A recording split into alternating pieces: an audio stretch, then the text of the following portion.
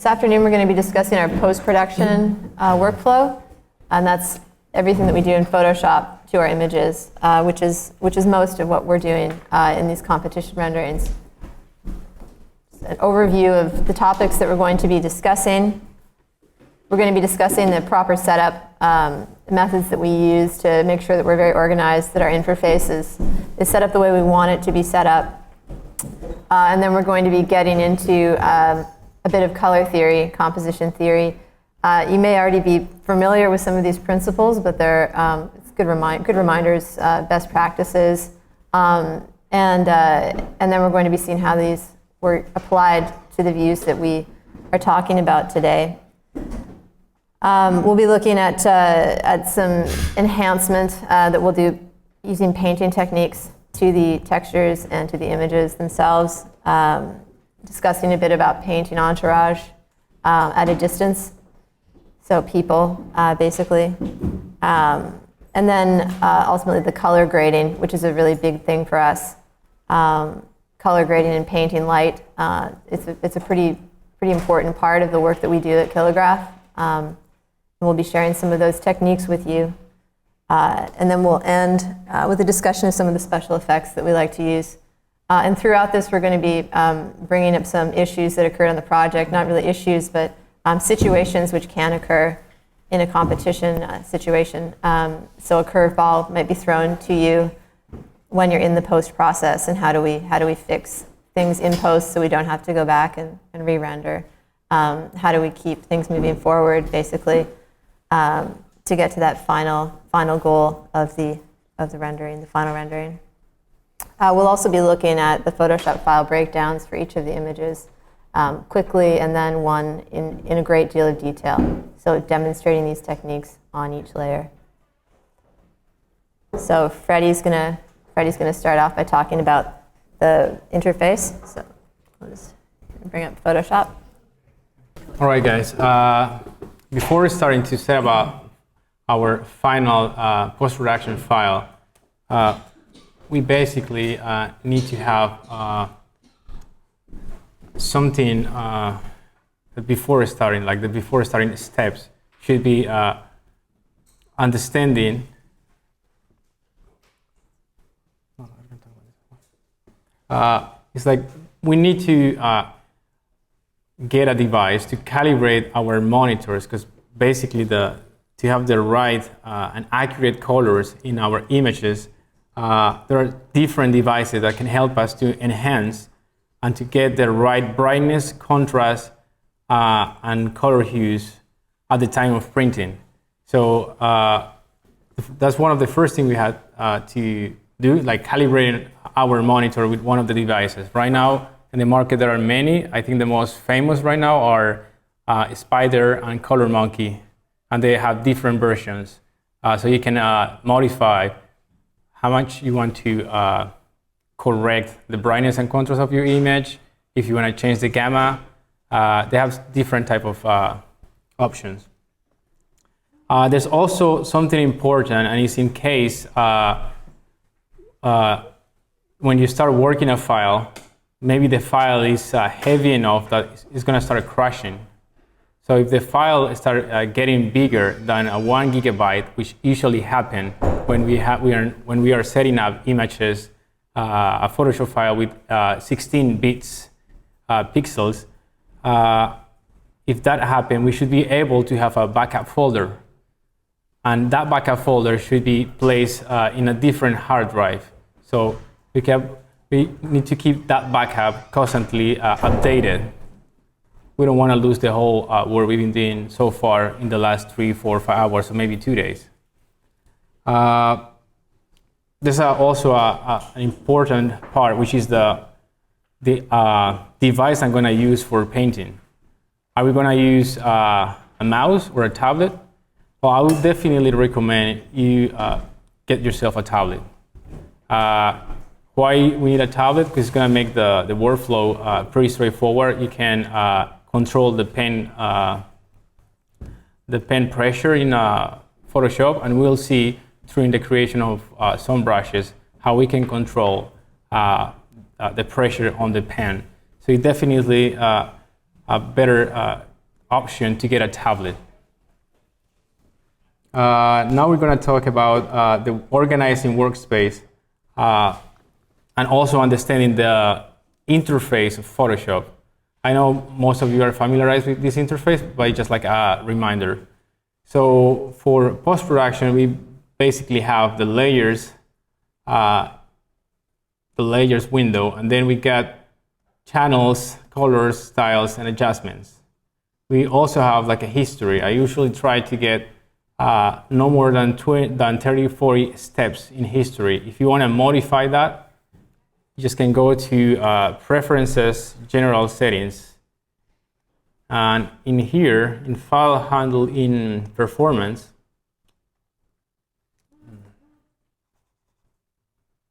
we're going to find the number of steps back we can have in the history. So we're just going to set up this in 30. And if, depending on how much RAM we got in our computer, if the file is going to be more than 1 gig, we definitely should like be playing with the RAM memory we're going to use in the whole Photoshop. So try to make your settings above 70–80% of the whole amount of RAM memory. Don't forget to have extra scratch disk, because sometimes when we want to modify big textures, and especially when we want to wrap those images, modify their vertex, if we don't have enough free space in our hard drive, we're going to start seeing some difficulties in the software, especially in the speed. So make sure you get like enough free space in the hard drive.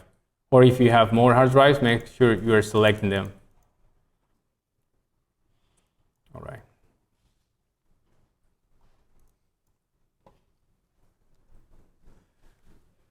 So we got these basically tabs in here in Photoshop. Before setting up the file, we have to understand how big our image is going to be. So let's say I'm just going to make my final composition in 5000K, in 5K, and in 5K here. And depending on how I set up my rendering, my final render, we're going to start seeing if the image in image mode, if the image is in 8 bits, 16 bits, or 32 bits. Usually, if we save images in 8 bits, we're going to have less pixel information. Therefore, if you start making color corrections, adjustment layers over those 8-bit images, and the resolution is not good enough, we're going to start presenting some banding problems. We're going to start seeing that as soon as I start creating the file. Usually, TIFF files, when you save them in a 3D Studio Max, they come in 16 or 32 bits. Like, you can modify that.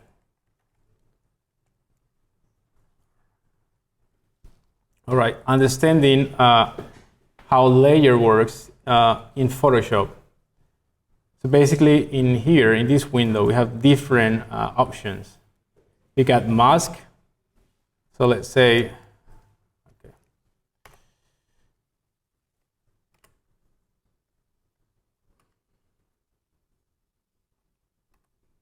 Just gonna paint like a line, right?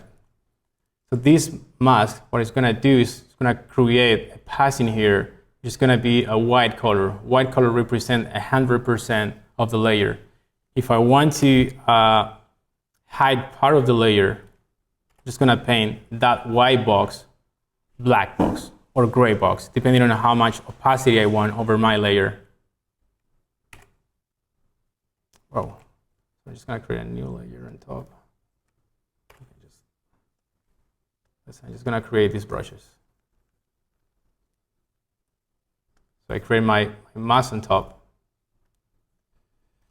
And I'm just gonna start fading away this texture with the mask without affecting the base layer.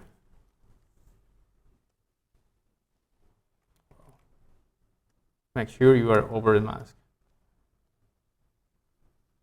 what I'm doing right here is just kind of like hiding part of my layer, and I'm hiding it completely because all my opacity and flow of my brush options are 100%. If I want to do gradients or fading away a texture or any layer, I will just try to use a different brush.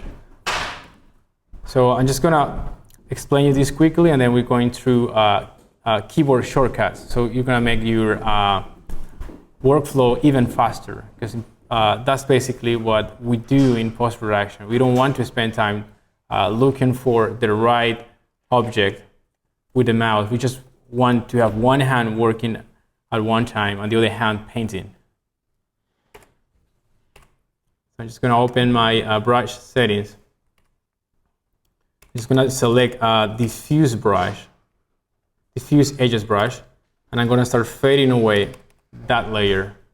I'm going to play with opacity, and we start seeing like it is subtly fading away. So that's how I explain maxing here.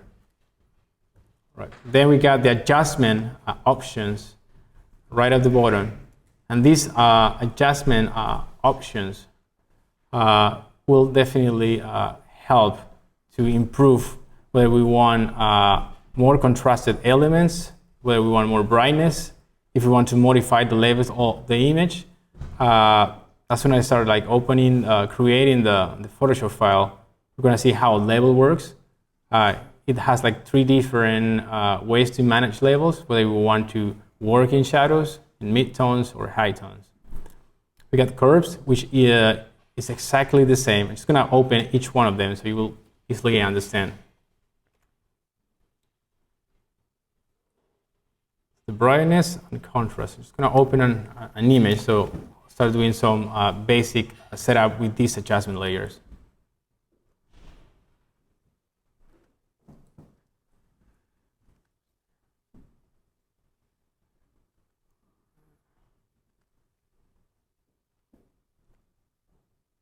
We're just going to open this image, which is a reference that was given to us for the Atlanta project. So if I want to start like understanding these adjustment layers, adjustment properties, I'm just going to click on the first one, which is brightness and contrast. So we're going to start increasing the highlights and the brightness of our scene. And also in here, we're going to start seeing how shadows start getting affected. The more I get, the darker it gets. But I would not recommend to use this adjustment. Most of artists work with it, but the problem of using this brightness and contrast is that it's basically deleting information of color in your pixels.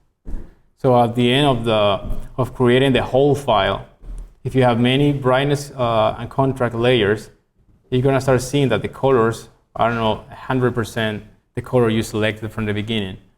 So it's just like a quick explanation if you want to use it, but there are more ways there are more adjustment layers that can be, that can do the same effect as this layer. Now we jump into levels. The way to understand levels is that the darkest point, which is this left-hand side arrow, these are the shadows of the image. The middle point is the midtones of the image. And the last arrow on the right-hand side is basically the highlights. So in this image, we don't really need to use the levels because already there's no gap in between them. Like they're already full with information in here. We can see in the graphic. So if I start playing with my levels, with the highlights, what I'm doing is I'm losing information of the whole on some of the pixels, and I'm overlighting, so the image is going to look flat. So I wouldn't suggest to try to play with the highlights in here, because the diagram is already showing that most of the pixels in the image are currently balanced in highlights, in midtones, and in shadows. There's a tiny gap in here in shadows that we can subtly adjust it, and adjusting this corner arrow It's just to make more contrast in the image, but that won't delete information in our layer, in our pixels, because there's a tiny gap. So we are not overwriting the main information of our pixels. So that's levels.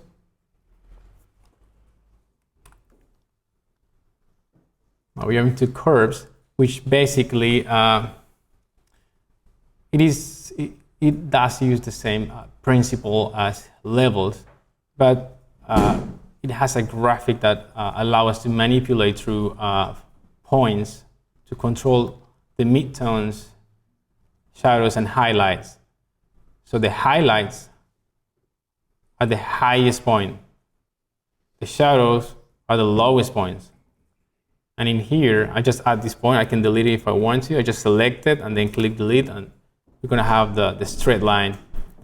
So if I want to modify midtones, I'm just going to click and add one point in here, and I start going down to lower. It depends on the effect I want to create on the image, whether I want to make my midtones more contrasted or not. I can add them as many points as I want in this line, and I start like playing with subtle variations in shadows. I mean, remember, this is just shadows in here, so I'm just going to start modifying my shadows, but maybe like just having one point in here to modify shadows is completely affecting this corner of the image. So if I create another point, I can try to bring that up, like to bring some shadows without affecting all the shadows that I already been working in this point. Same happen for the midtones and for the highlights. I can start like getting more highlights and then playing it down without losing much information. Be careful when you start using the highlights in like shifting the note points too much, too high, because otherwise you see how the background gets dual white and all the pixel information is gone. And also that's when banding start appearing. When we break the whole pixel of the image and we just start exaggerating our highlights or our shadows. So if I start doing this, we're going to start seeing some banding in here. Just going to try to exaggerate how these work. Like I'm making like a more midtones. The highlights are really high, and the shadows are the darkest shadows I can have. So basically, that's when we start like losing pixel information, and that's definitely gonna damage part of the process of how we create an image. Getting back to adjustment layers, we got exposure. Exposure control actually is kind of the same adjustment as levels. The only difference between this layer, this adjustment layer, and levels is that this one allows me to control the gamma and also the exposure of the image. So I can start like getting more highlights if I want to, or I can start decreasing the gamma in here. It's an option that I don't really use, to be honest.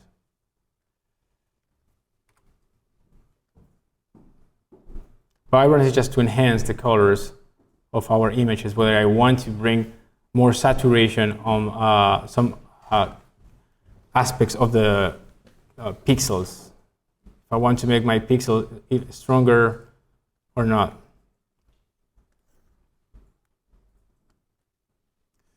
Go to hue saturation. Well, it's pretty straightforward. We just get the darkest point, the saturated colors, the most saturated colors. We can also modify if we want to change the whole mood of the scene. This scene is pretty much a gray scene, so there's not many colors. Therefore, playing with the hue won't make such a difference, like how it's going to happen in the post-production file we're going to open. And we can also play with the lightness and brightness. But this lightness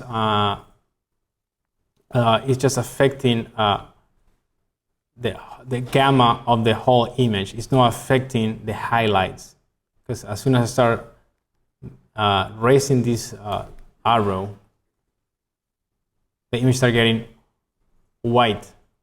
So basically it works more adding like a white layer on top of my layer, more than playing with the gamma, exposure, contrast, or brightness.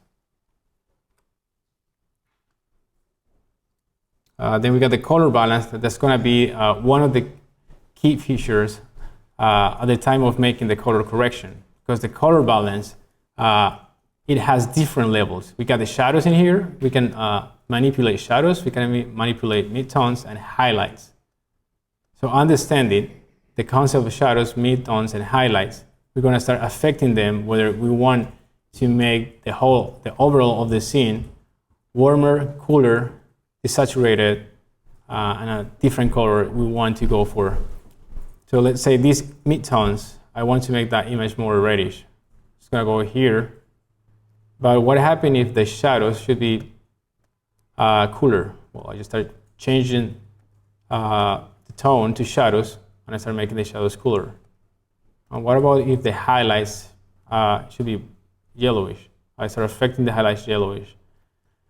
This is pretty straightforward. So as soon as we see the post-production file, we're going to start seeing how this works and how that can affect drastically the look and feel of our images.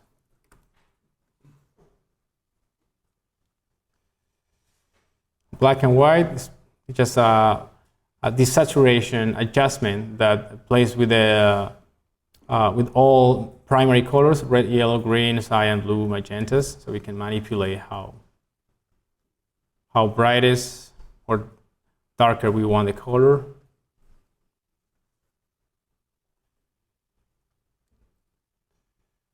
We got a photo filter option that sometimes we're going to use when we want to make all images to look the same. Let's say we're working in 4 images for the same project. So if we want to create like a basic correction, like a basic filter, I would suggest to go for this option and apply it in all final images you have, just to make them more consistent in terms of managing the same color. You can just modify your color in here, the color you want. There's a density of the color, how much you want to play with it. Or there's some presets in here, which are Photoshop presets.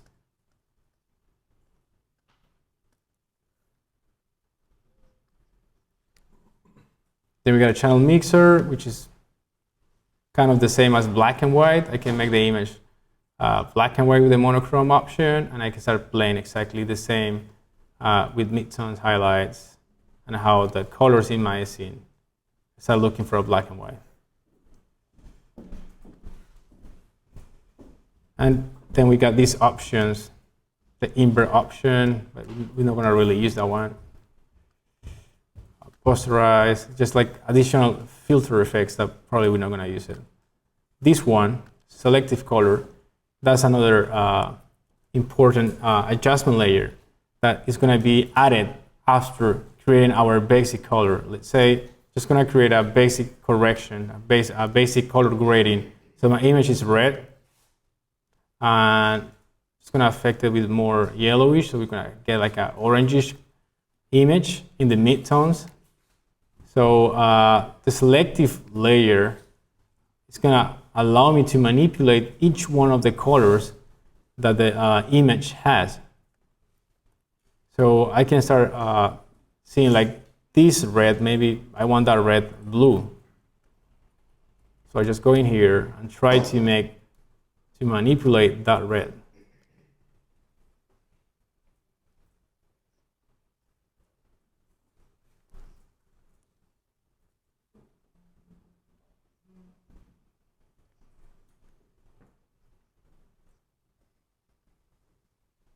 Sometimes we can use this selective color adjustment.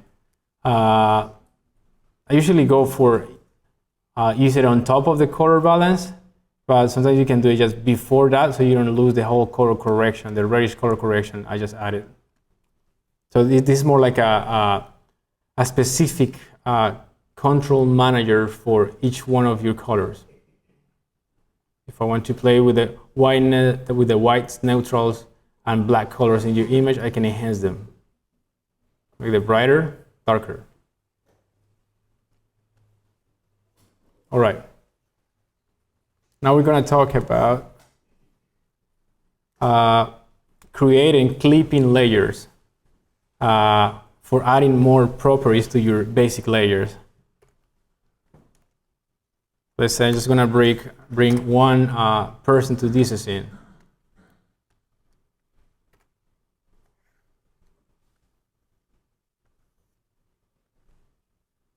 All right. I know the guy is not in the right perspective, but I just in order to explain how I'm going to use the clipping layers. So I got this guy in the scene, and I just want to get rid of these highlights because the highlights they don't really exist in this image because it's just like an overcast image. So my clipping layers basically are just a layer that will help me to paint over this layer.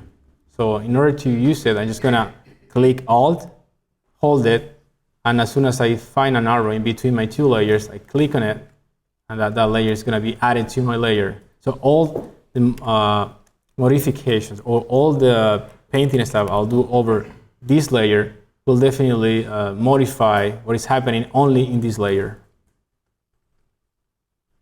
So in here I'm just making this quickly darker, and it's only affecting the shape, the layer that is linked to this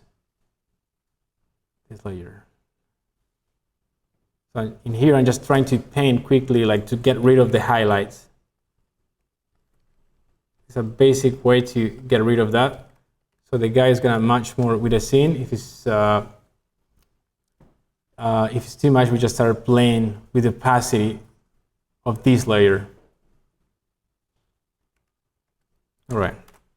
So that's the clipping, and that clipping can be also used for folders.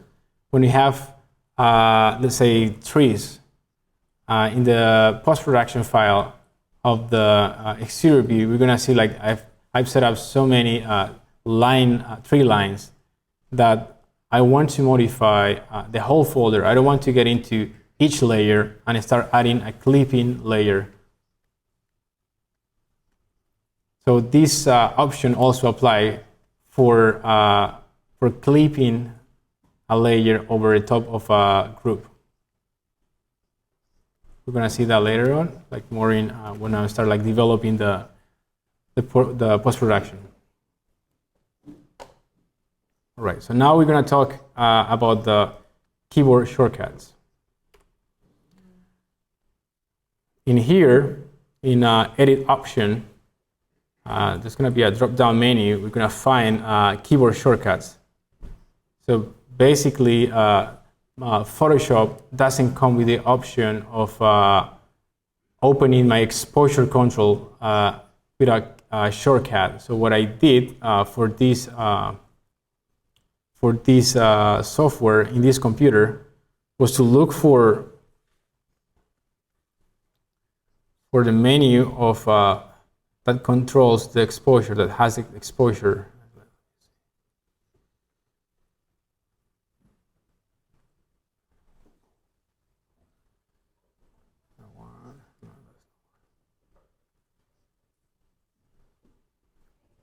So in here, if you open the arrow, they're gonna show us like many of the commands with the shortcuts, which is basically gonna look for the command I want to modify so I can use my keyboard.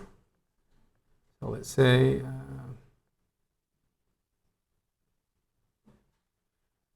just gonna select any of them so I can easily modify if I want to use like a different configuration. So as soon as I set up my configuration, if the software is already using your shortcuts, it's gonna show you like a yellow warning telling you that some other command is already using this shortcut. So you can accept and go through conflict. So that basically this is like the way you set up shortcuts. I'm gonna now tell you basic shortcuts we use for painting. So if we press F5, we're gonna get the whole brush setting. Press it again and it's gonna disappear.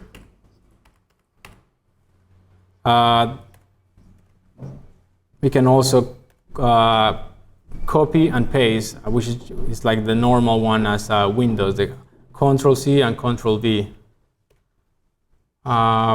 We can also click Control-Alt-M. We're gonna get the curves straight away. If we want to change the colors on the panel on the left-hand side, because we're gonna do that constantly, just gonna press X, and it will start changing continuously. I set up one of the shortcuts. Like I want to open my exposure control, so I just press Control E. It's not opening.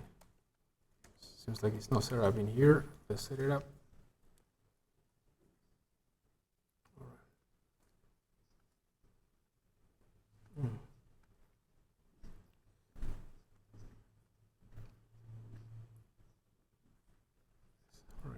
Set up already. There you go.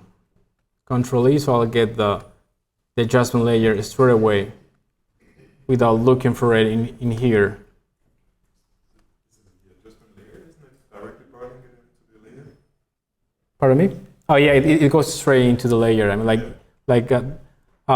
sometimes we don't really need to keep the adjustment layer separately. I mean, like in here, I'm just gonna link it to the layer, right? I'm just gonna modify it to make it brighter.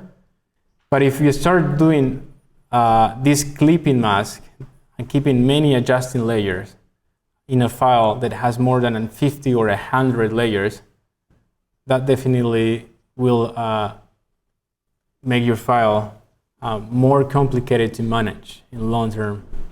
So I will use this adjustment layer. In some texture, you don't really need to modify much. Like you want to control some stuff in the base render.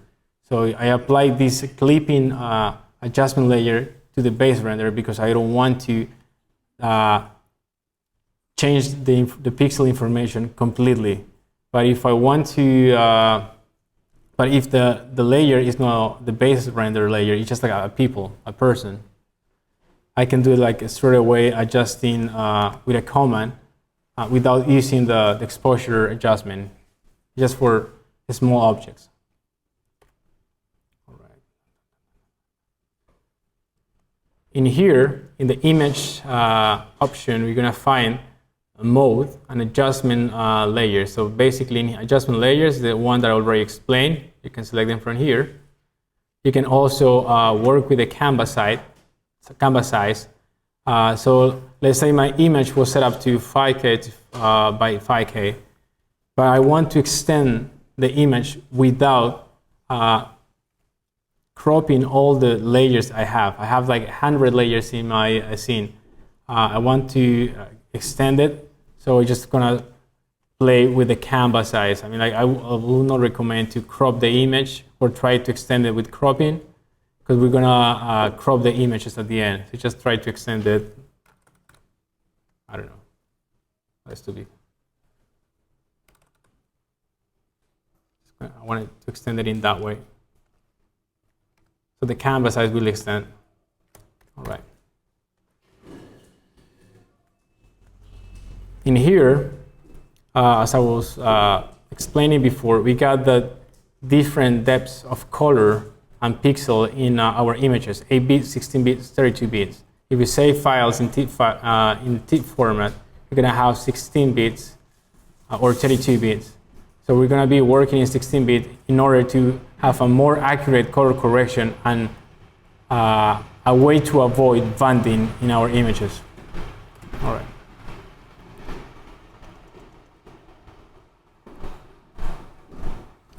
I'm going to talk about the saving formats. So if you go to the file slot, find the save as Just gonna save a file in my desktop. Because one, there are different formats in here. If you're going for a final image that we're gonna print, just go for TIFF, and don't forget to switch the alpha channel. In here, we're not seeing this option because right now there's no information in the Photoshop file. So we usually go for TIFF files when we want that file for printing. Because if we save that file in JPEG, we're gonna lose all the information, all the richness in the pixels, because the image is compressed. Right. Brushes. All right, and now we're gonna jump into brushes. So I press F5, I get my brushes window.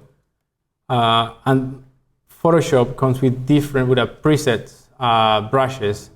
We're going to be mainly using the organic brushes and these three brushes. The one with the diffuse edge, which is going to help us for creating gradients or fading away textures or playing with masks. This one, which is sharper for painting objects. Okay. So these brushes, they contain different options. We can modify, let's select this one. We can modify the shape, dynamics, the scattering, the texture. We can create like two brushes in one brush. We can affect how the color variation will happen in that brush. A transfer, which I usually go for it when I want to make my pen work more like a normal pen, a physical pen.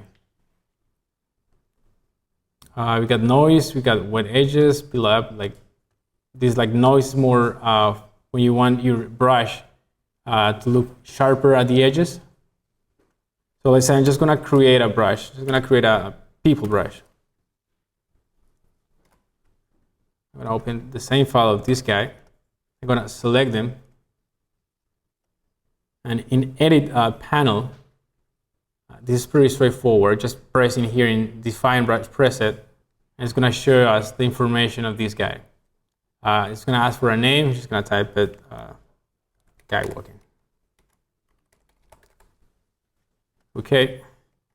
And now the file, the brush is already in the brush presets. So the guy is in here. We go to brush presets.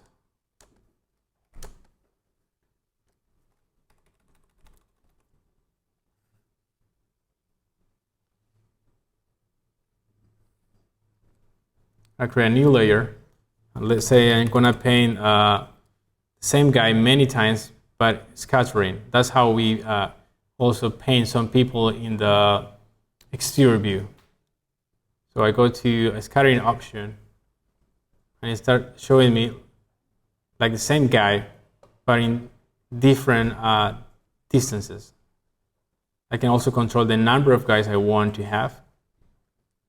And if I click in brush tip shape, I can also check the spacing of my guy.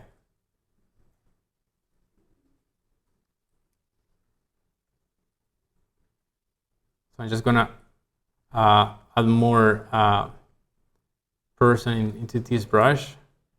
I'll try to scatter them less. I want to see if the same brush can flip the texture. So in here, if you play both axes, we'll start doing it.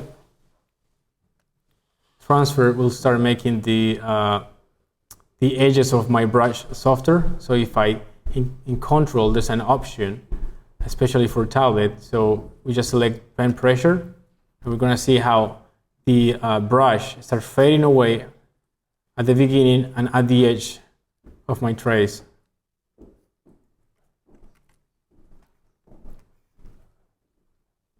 Here I can add a texture to that guy. There's some presets, a texture in here, but I can also create my texture and bring it to here. So let's say I'm just gonna use this texture. I can select the scale of my texture, the brightness, contrast, and different parameters. So when I start painting, I start like creating some crowds of people. And that's how we're gonna paint a crowd in the exterior image. Like we set up some V-Ray proxies. We use the forest pack, as Jason was explaining before, for the exterior view. But there were some areas that we didn't populate them much. So at the end, it was faster if I just create a people brush and I start painting them over, and then overlaying a layer on top to create the sense that there are more people over there without rendering them. So we'll see that as soon as I start making the file.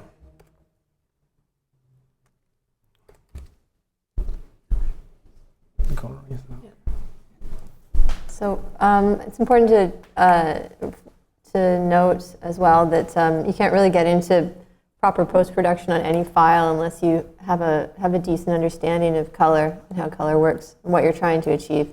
So often artists will just begin to play with those adjustment layers and modes that Freddie was just going through without really understanding from the beginning what it is they're hoping to achieve.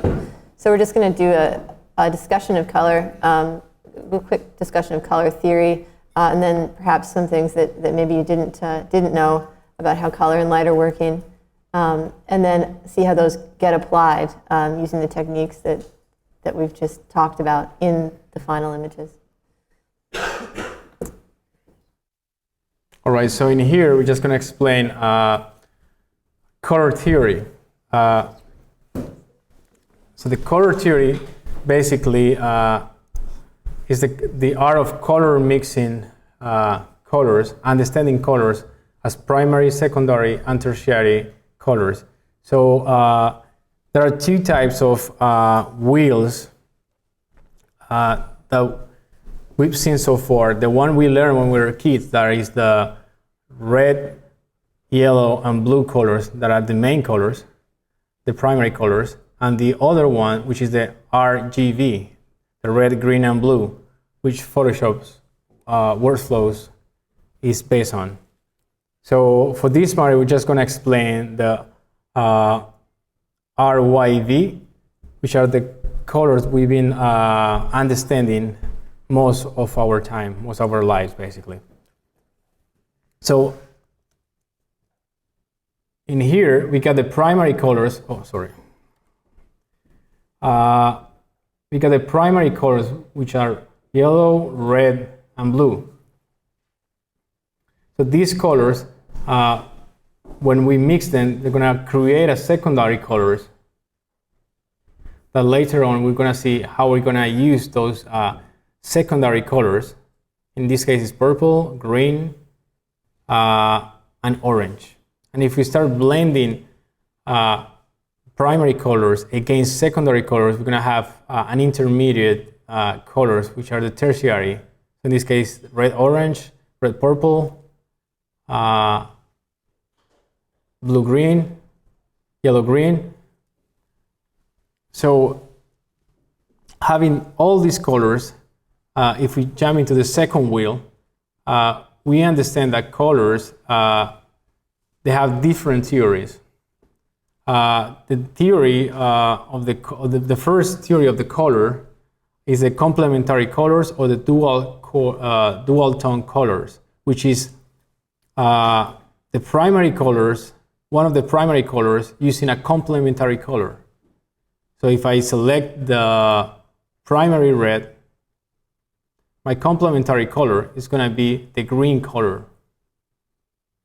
And that's going to happen exactly the same as the arrows are showing in my color wheel, how they interact. This primary yellow will have a complementary purple, and this primary blue will have a complementary orange. So in the same principle, we can create triad or three tones images, using the same primary color plus a complementary color, and after that we're going to select a tertiary color, like we see in this option. We got the primary color, which is the blue, we got a complementary color, which is the yellow, the orange, and then we just use a tertiary color, which is this red purple. So this is the Triad theory of colors. This is the theory of complementary colors, because the complementary theory is not only based on primary plus complementary, it's also how primary colors fight against each other. So those primary colors, if you blend them in the spectrum, they're going to turn into white. Now we got another theory, which we call it achromatic theory. The achromatic theory is basically desaturated colors that have their hue range in between white, black, and gray. So if we see the color if we see this circle in here, this sample, we're gonna see we got a gray color, but we're gonna enhance that achromatic theory, adding some primary colors on top. So what I'm doing right now in this sample is having an achromatic version, which is a desaturated version of colors, mixing it with a dual tone theory, which is a yellow plus purple color. Now that we understand the theories of color, achromatic, complementary colors, and triad colors, just one second. There's also important to see that colors are set up in a mood that can be defined into cool colors and warmer colors. So those cool colors and warmer colors, we're going to see them more in the post-production file. In here, this small diagram is just to explain the color temperature. That's another aspect that's really important, and it's how the colors start changing according to the lighting setup. Like if the color is closer to a light source, it's going to turn into whiter. And as soon as that object that has a color start getting farther, it's going to tend to go for black color. So these three colors you see in here basically are explaining the color, temperature, and intensity. In real life, that doesn't work like that. A light, usually, let's say a candle. I'm going to show you the sample after this explanation. The color start changing as soon as a light is getting closer, and we create this light color with a gradient of different warm colors. So in real life, if I get a color that is emitting light, that color starts fading away in different colors. So the white, let's say my color is a red one, this part of the image. And as soon as I start getting closer to the light source, this color won't be the same red. It's going to be an orange. And then it's going to be a mix between an orange and red, and then turning into yellow. And finally, it's going to get a brightest point. That's how in real life light colors work. I'm going to show you quickly some samples I've got of the color intensity and color temperature. There at the bottom. Oh, this is more explanation.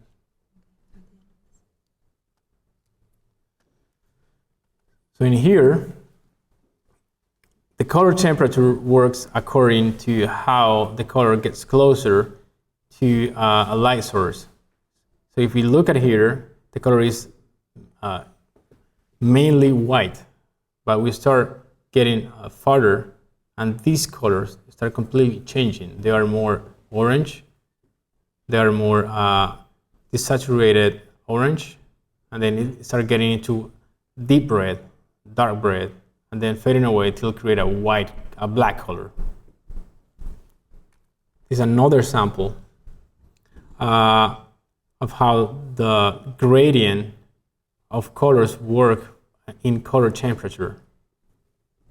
And finally, we got this scene, like the color temperature is showing in this right corner how the color start fading away, but also start fighting against the warm color. All right. In here, I'm just gonna show you how the theories are applied to different, in this case, movies, or in different arts, not just only in architecture or in graphic styles. So in here, we got 300, a film that tried to recreate an epic time, but also to create a filter. So what they go for was to create an achromatic version of the movie, which is a desaturated color, a desaturated yellow color, mixing it with a red color. So the whole overall is an achromatic theory using a primary color, which is red. They use this way to show the footage because they want to accentuate how the red color, which in this case are the caves, are moving all over the movie. But also they don't want to fight with the basic color grading, which is the yellow color. So they went for a red color, which is in the same warm colors scale.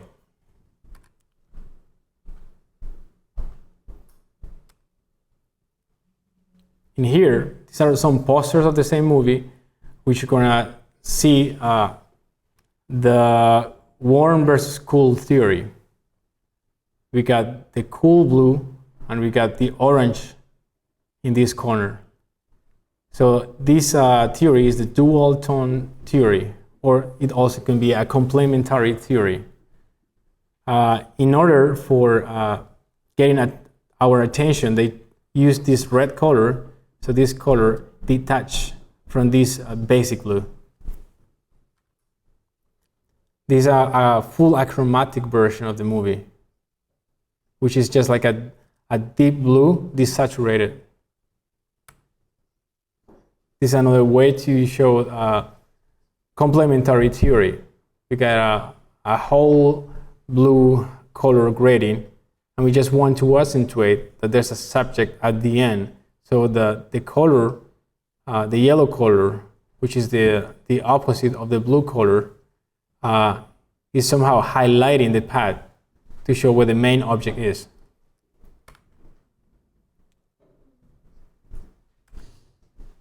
And here we can see a green filter color correction, and they apply the green color correction, and then bring more variety of colors on top of this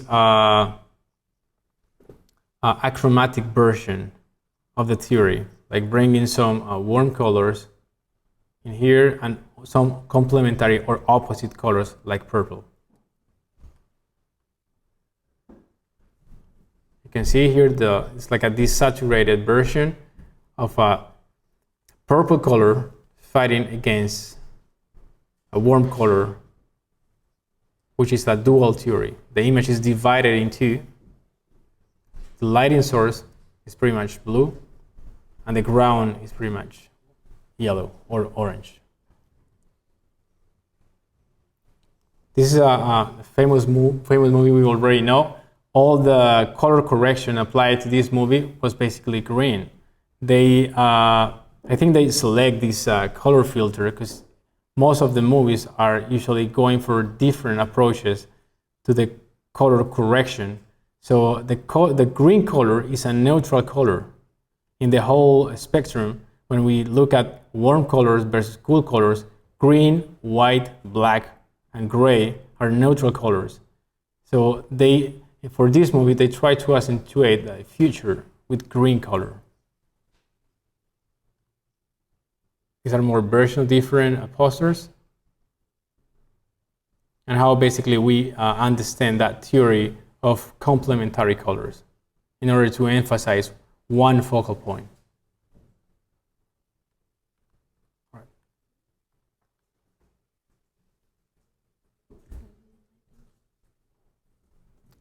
Okay.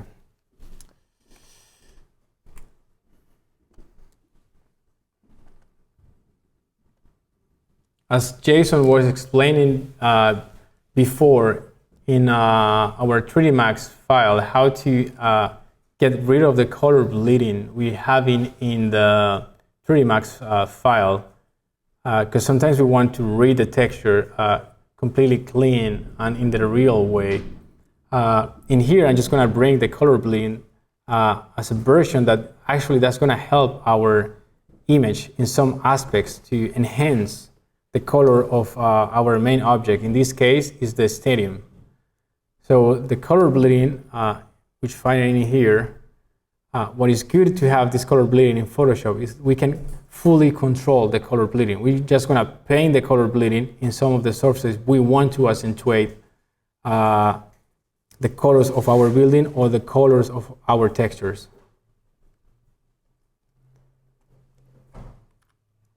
Now, that was a part of color theory. Now we're going to jump into another aspect that is very important to address before starting a post-production file, and that is understanding depth. Understanding depth means that always our closest points will be dark, and the farther it gets, it's going to be white. So in here, what I try to representate and what we've been using at Kilograph is understanding how the background is fading away from the buildings and getting elements more contrasted in the foreground. So in here we're going to see like a grading scale, a grading graphic, and how that works through the different layers and levels. So understanding that the closest point is the darkest point and the farthest point is the brightest point, that's how we're going to approach the dust haze in our post-production file.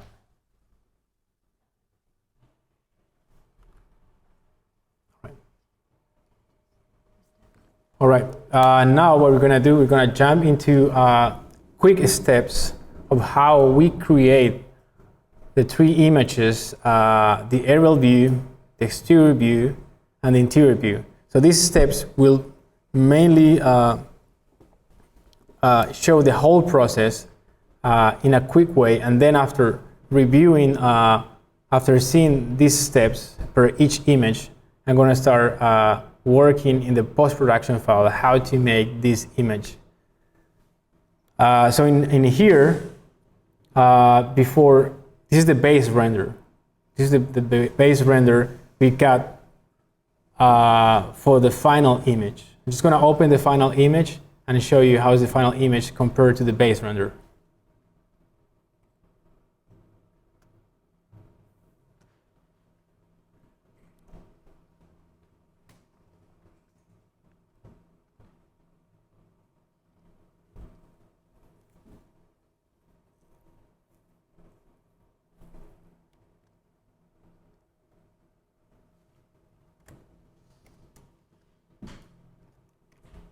This is the final image. So we got a reddish color correction.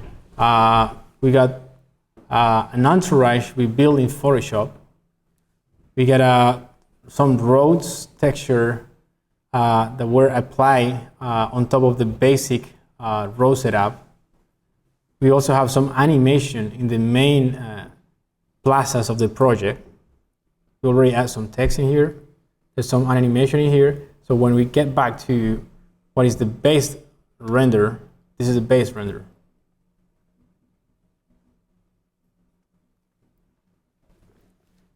We didn't have much time to start developing a high detail model, because the model that was given to us basically was just only the main building with the basic foreground elements. Not even the cars, not even the people, no trees, just the building and a basic placement. So the color you see in here is the theory we used before starting the whole process. We knew that this image was going to be a sunset shot. And also the reference textures will look, and we're going to show it to you when I start making the Photoshop file. They had certain mood for a sunset shot, and the sunset shot wasn't only decided because we want to have red colors. It was also because we want to have the nicest highlights over the edges of this building. So we can enhancing the shape of the Falcon Stadium. So the colors we decided to go for were red, but was more like a warm theory with subtle variations of the same red, and with some few neutral colors, which are just grays and blues, and desaturated blues.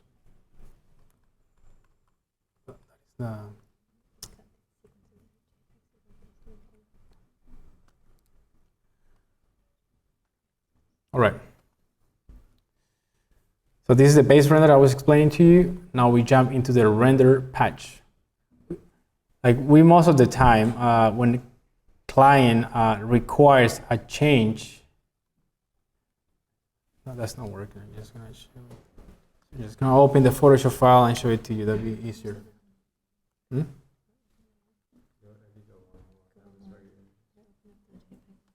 All right. It's not showing that.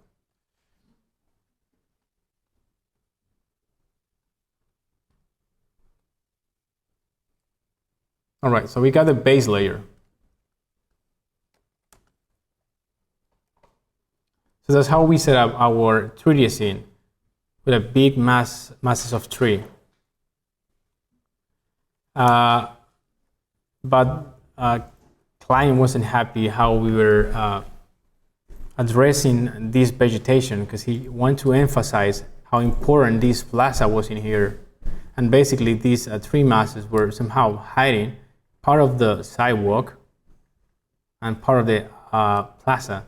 So we didn't want to render the whole image, because we are working with efficiency and try to best possible. For what we did was just render a region, and that region was applied in here. So it basically changed the whole vegetation setup, allowing us to see the whole sidewalk and how this plaza is cleared for activity later on. We're going to show that.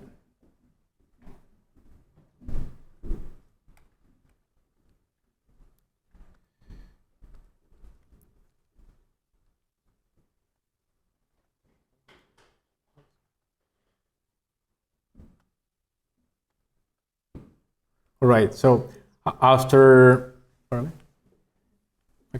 having the base render, we're just going to apply a levels. So I'm just going to jump into the different stages and just tell the title of these steps, so you can recreate more or less how we create the file. But we're going to create the file from scratch. So I'm just going to try to jump these steps. Sky, enhancing of the sky, light source, saturation, and occlusion. In here you don't see much occlusion, but when you're going to print this image in a high scale format, you're going to show the detail that is adding here, how the occlusion start defining these edges and helping to detach a first skin from a second skin.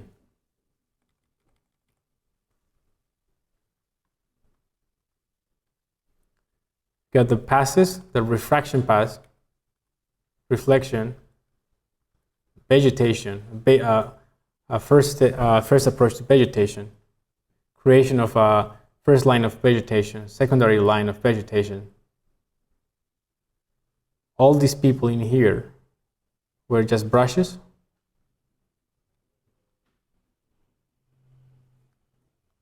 And he's just enhancing. Oh, well.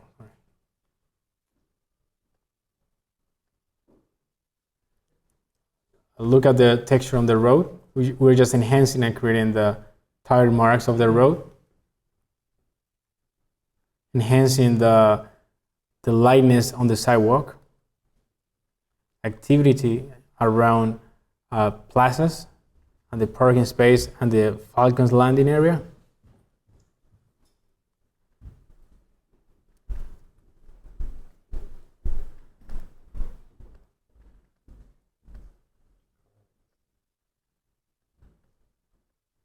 All right.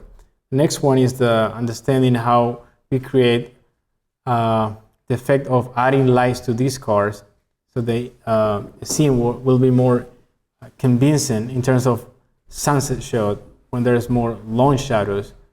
So these lights in here in the cars will start enhancing that feeling. We're gonna start applying the first atmospheric layer, secondary atmospheric layer, the third atmospheric layer, color bleeding, highlights in over our object, enhancing the sun, first color grading, curves adjustment layer, a color correction of independent colors, vignetting to define shadows and darkness over the edges of the image, so we can focus more in the building. And this is a subtle variation of lighting on the sky. There's also, this one is a blur effect. You don't really see that much effect in here, but if I start zooming in here, you're gonna notice that the blur effect was just added in some parts of the image just to accentuate, like sometimes the wind can blow in different parts. And a sharpness layer. This sharpness layer will make the printing sharper, a crispy image. You're gonna see more definition in the whole shape of the object and in the material with the sharpness layer. And this is just like the whole palette that we start using from the beginning is reflected at the end, which is the yellow, red, and the gradient of this red, and some desaturated colors. And we're going to show the same process for the aerial view. This is our base render. The base render, as Keely was talking before, the context model, it was like the model, the main model, didn't come with any context model. We have to recreate this context model with some of our libraries, and I started thinking how to work the background area somehow in Photoshop, and I started also blending some textures on top of these white boxes, and how to enhance all the foreground vegetation, life to the roads, enhancing highlights on the building. So this is the second layer, this is the second step, which is with the passes on top of it. So we're gonna start seeing like we get some more reflectivity and some more highlights in different parts of the object and also in the context. Reflection pass is our first approach to background, like fading away and understanding depth. So the closer it is, the darker and contrasted colors are, the farther it is, the widest points it is.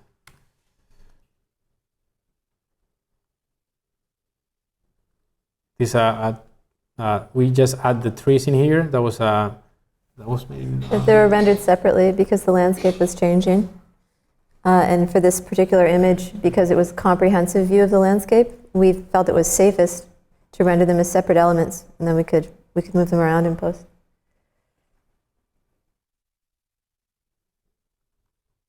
It's just animation to our scene, just people and placing in different activity areas, which are the Falcons landing and the main entrance to the building. The second approach of like cropping the image. Sometimes what we do is like we, in order to have like a second round of composition, just in case we want to fix a little bit the composition, is we render the images a bit wider. And then we, in post, we just start like cropping some of the areas, like trying to enhance all the composition we did previously.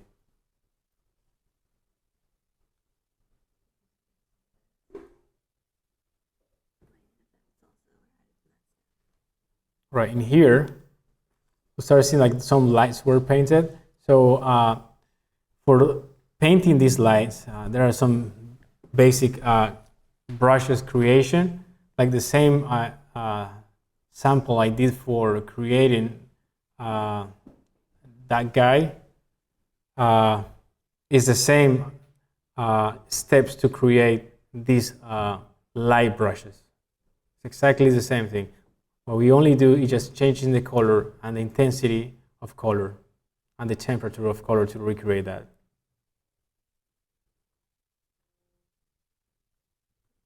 We have some adjustment layers and some painting on top of this facade to start adding some variation and enhancing where the light is coming from. Secondary approach to create more atmospheric to the background and sky. Some highlights of the building, context buildings, and in the main plaza of the building, around the building. In here, there's some final adjustments that basically we play with contrast, we manipulate color, making the image more desaturated, and then we play with the theory of complementary colors, which is purple and orange. So we're gonna find the purple in the right hand side corner, and in the left hand side corner where the light is coming from, it's going to be a warmer color.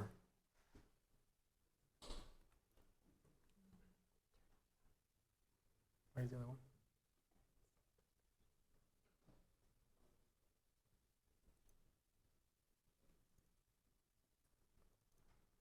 These are the creation steps now for the interior shot. That was the base render.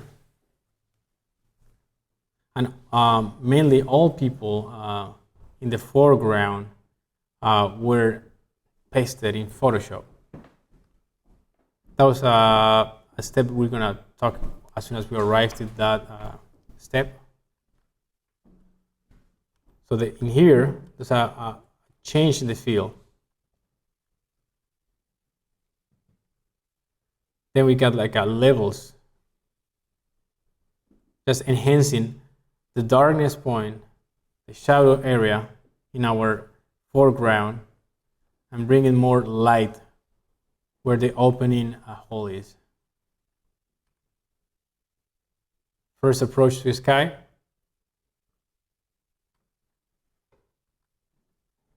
We start creating some color corrections and adding more light on the left-hand side. Just trying to define more where the light source was coming from.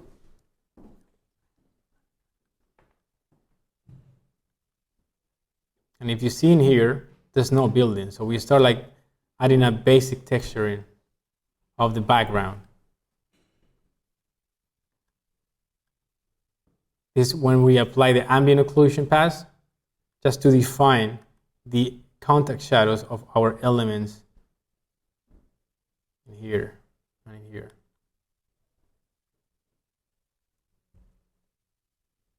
Then we play with the reflections, adding more reflectivity to the elements that were closer to the sky. We're picking up some colors and reflectivity from this source.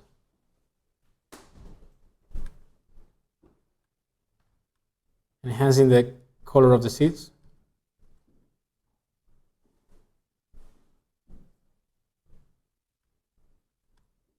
And in here, we start like adding some basic color bleeding.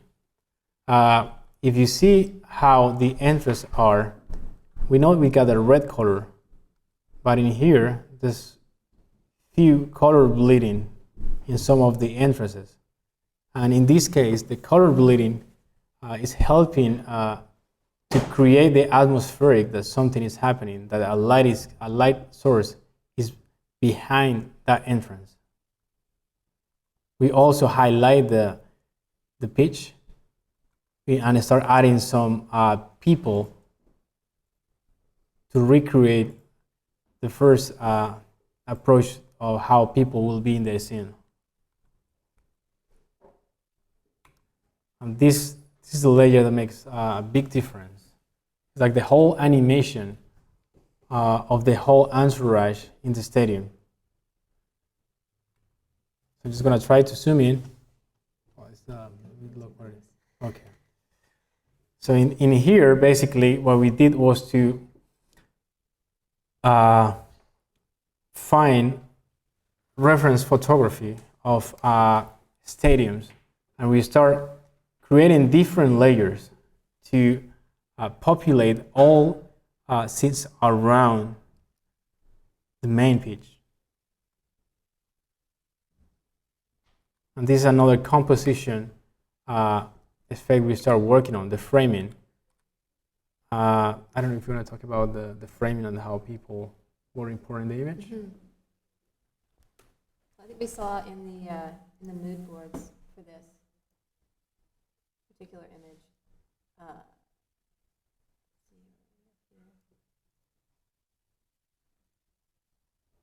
So in every reference image of a stadium that we were proposing, we have foreground people, and the idea was to feel as though you're part of the crowd observing the match.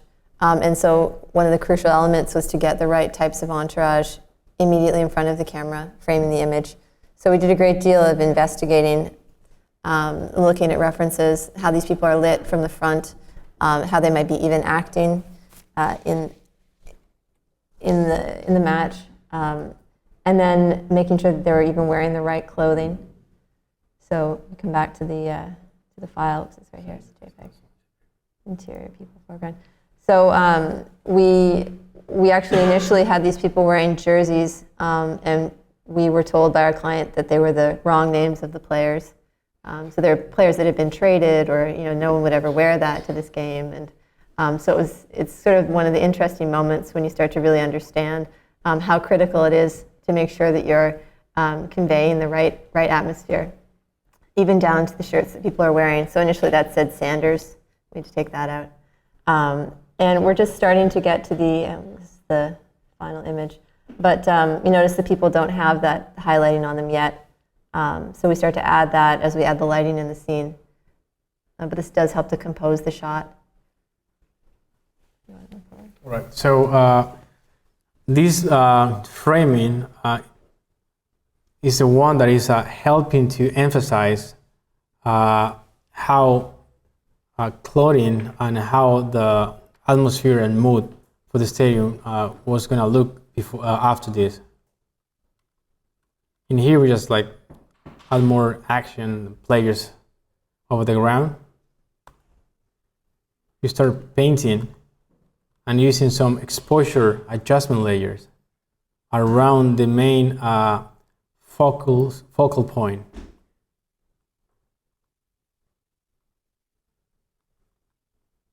And we start also painting some activity around the left and right hand side and creating texture, or using a texture over the screen. So we see how the animation start coming to life. Now we paint the brushes. We paint the lights.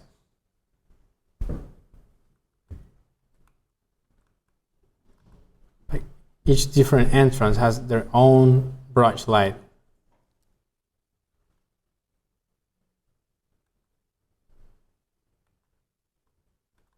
And these are just the final adjustment, which is playing with levels, curves, to create depth in the shadows, midtones, and highlights.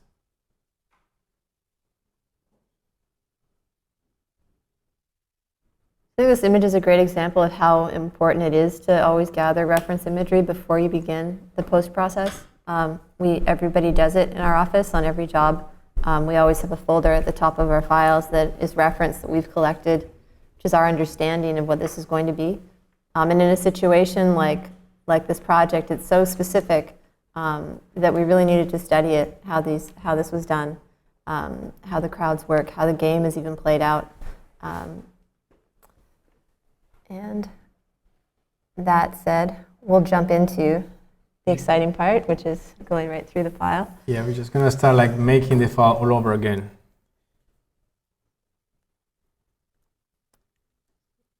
Right, so this is just gonna explain quickly how we organize all our folders in order to create that image.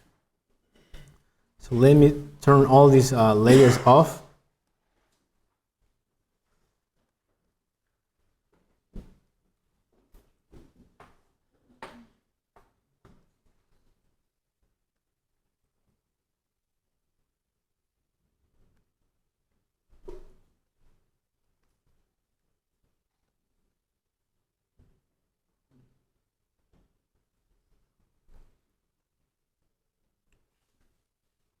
All right, so how the structure works is pretty straightforward. I mean, like the less folders you have, the better your color grading will be, and the fastest the file will be for color correcting or modifying something. So we create different layers. We got the base layer, the base render folder, which is gonna have the base render element, and you can add many adjustments as you want depending on what you're looking for. Then we have like a region patch on top of the base layer. We can also have the same region patch in the same base render, clipping it. Then we got a passes folder, which are the secondary, the first adjustments we're gonna do over the base render. We got some elements, which is going to be what is composing the whole scene, which is the painting, trees, people, road, sidewalk, building, and lights. And each one of these folders has different layers named properly in order to not find ourselves lost in a complex file which has more than 50 layers. So make sure you start naming all your layers so we'll remember easily which layer you want to change. Then after elements, we've got the color grading, which has a color theory, a color balance, curves, selective colors, some highlights, some color bleeding, and 3 steps of atmospherics, plus vignetting at the end. Some effects that we start adding after finishing our image, like blurring the edges, or maybe creating motion blur objects, trying to recreate what a long exposure is in photography, sharpness, bokeh effects, and then we're going to show you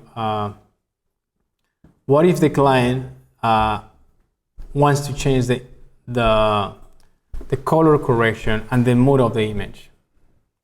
That's something we actually did for you, just to explain like few steps of changing the whole overall of an image through color correction, changing some layers, and adding few layers to recreate a rain scene. So in the weather, we're just gonna see the same final image, but it's gonna be raining, and probably the background is gonna be different, and it's something that probably the client asked us in the deadline date.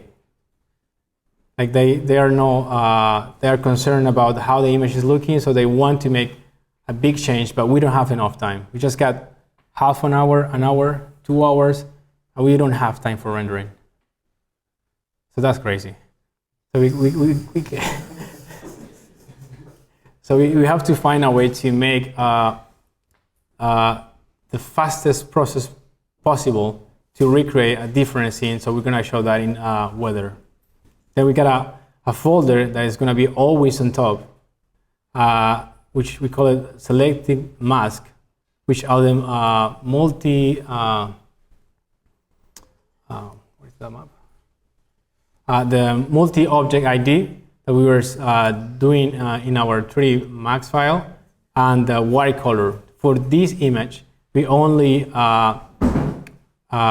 create the white color.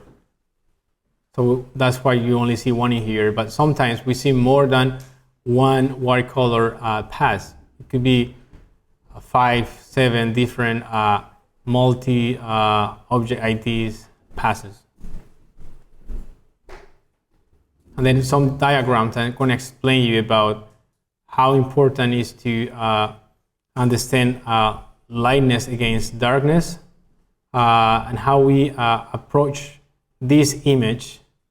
I'm just going to open this folder, just going to go through it quickly. So I'm just going to explain that at the end, some of the composition, some of the framing, some of the animation, and some of the light sources.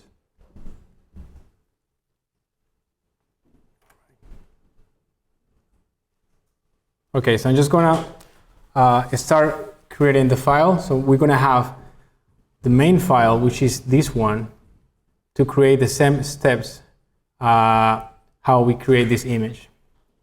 So the first thing we do is to load in all the passes and the base render into Photoshop. So we just, there's also a script Photoshop uses, which is the load files into stack. So we don't need to open one by one and then place it in one file. Just browsing here. These are all our passes saved in one of the folders. Just gonna open them. So we got here the list of all our passes: ambient occlusion, base render, patch, reflection, refraction, shadows, white color. That was the only passes we used.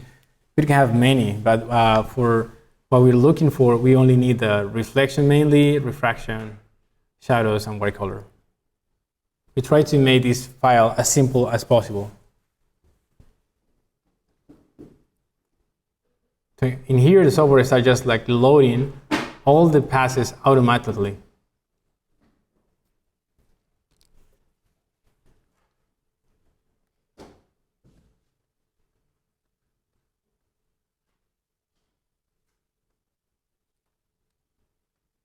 All right, so I'm just going to start organizing the whole file. I need to start creating all my folder structure in order to have an understanding how layers will be placed ahead. Just going to call this base render layer, base render folder.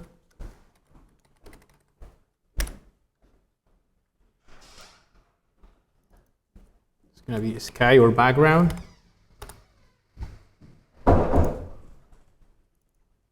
Maybe elements.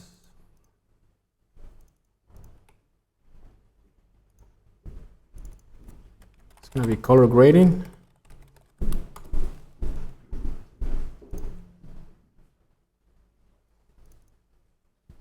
It's going to be passes. Passes should be just right on top of base render folder. So in here, let's select all passes. Copy into the passes folder. Then we select the white color and place it on top of the whole list. Because I'm going to be using this file constantly, so I don't want to start looking into all folders where that file is. So it's going to be easier if we always keep it on top of all layers. I create a folder for that.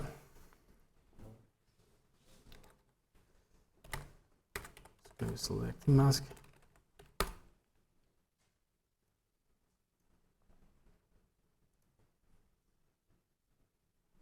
All right, so we got the base render.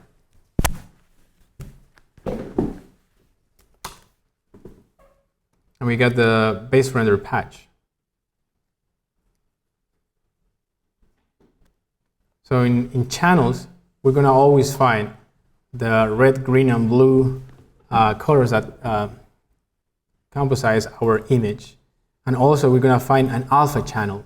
In this case, we don't see the alpha channel because I load all the files into stack wrongly, because all the base render should be on top of the file stack. So if I go back into scripts, load file into stack, this layer needs to be in here. So the first layer is going to keep the information of the alpha map of this tip file. So I'm just going to open that file separately. And there you go. We got the alpha map from this file. So I'm just going to select it. The way of selecting mask from channels is pressing Ctrl, holding it, and just clicking in the alpha channel. Going back to layers and apply the mask. So now we got the base render with that basic sky. I'm just going to drag this in here. I'm going to check if my file is in the right size. So I'm just going to press Ctrl Alt. Sorry, it's not that one. Just going to check in here in image size. Wow, that's different. Okay, so I'm just going to make sure I'm working in 5K by 2.5K. I don't want to start working a post-production file, which is half res, and then realize that I need to oversize my final render, because that means recreating the file again. Because I can extend all the pixels of the other layers, but in printing, we're going to notice that it is pixelated. Like, it's not correct to do that way. So just making sure the size is the right one. So for work in progress too, when we send that out, it's a half resolution render, but we do some basic color grading and a little bit of painting. We always make sure our comp is full size, which is really just straightforward. So that's the base render, and that was the basic color grading we did for this pass. This color grading wasn't used for the final composition. We just like to show an idea where this image was going to go.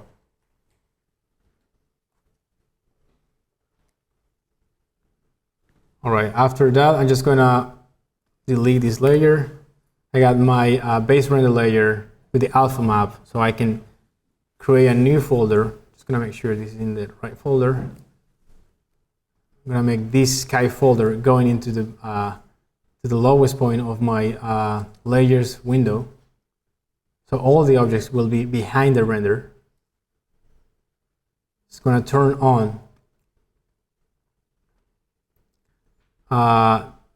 the region we recreate, and then clip it on the base render. But as you see in here,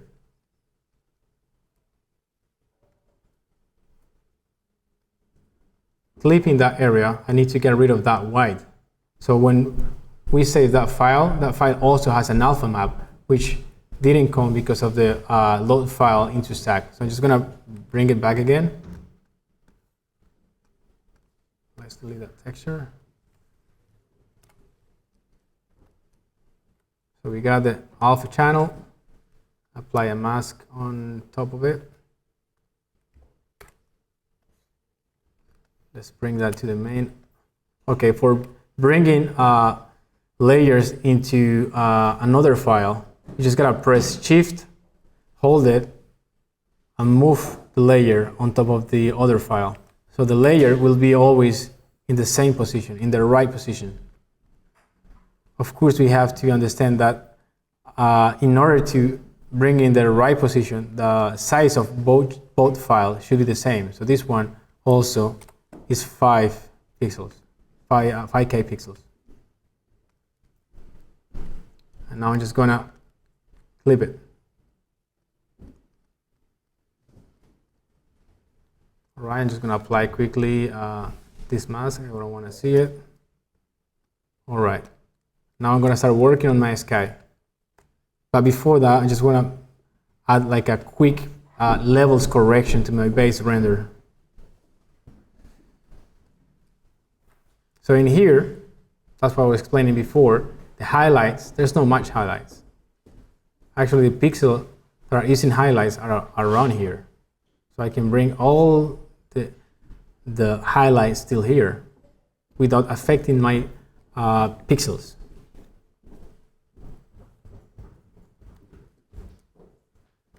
And I clip this layer as well, and it's going to affect both layers.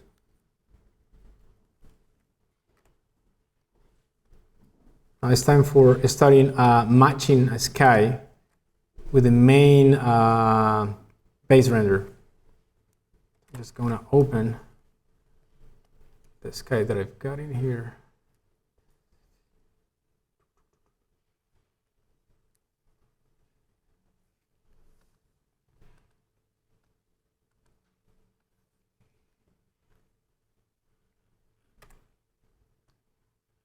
So this is going to be the base. Going to be the base layer for my sky. A color that is going to match more or less the highlights and the reflections that are happening on the top of my roof.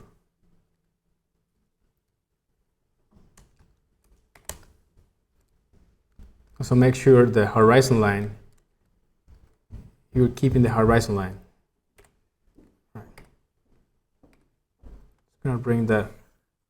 I need to bring more detail into that sky. I'm just gonna bring that image. So I want to keep the base color of my background, but I want to add some detail into the sky without affecting the color. So what I'm gonna do is create a mask just to get rid of this building on the right hand side. It's going to use a gradient, so if I press G, I'm going to see the option on of the gradient. Paint bucket gradients, I'm just going to use gradient. Gradient has has many options to work. If you click on top of the gradient color, I'm just going to do it once again. If you click in here, you're going to find like different color gradients. We're going to be using only these two. I'm just going to use this one, which has like a transparent side and the color I want to apply on. Press OK. So I'm just going to start getting rid of this building. But still, I see that my clouds are not changing. The color is exactly the same, and it's not helping the sky. So I'm just going to get back to this. Sorry. And I'm just going to start playing with the blending modes. So I'm just going to give you a quick explanation what blending modes are. I got a graphic.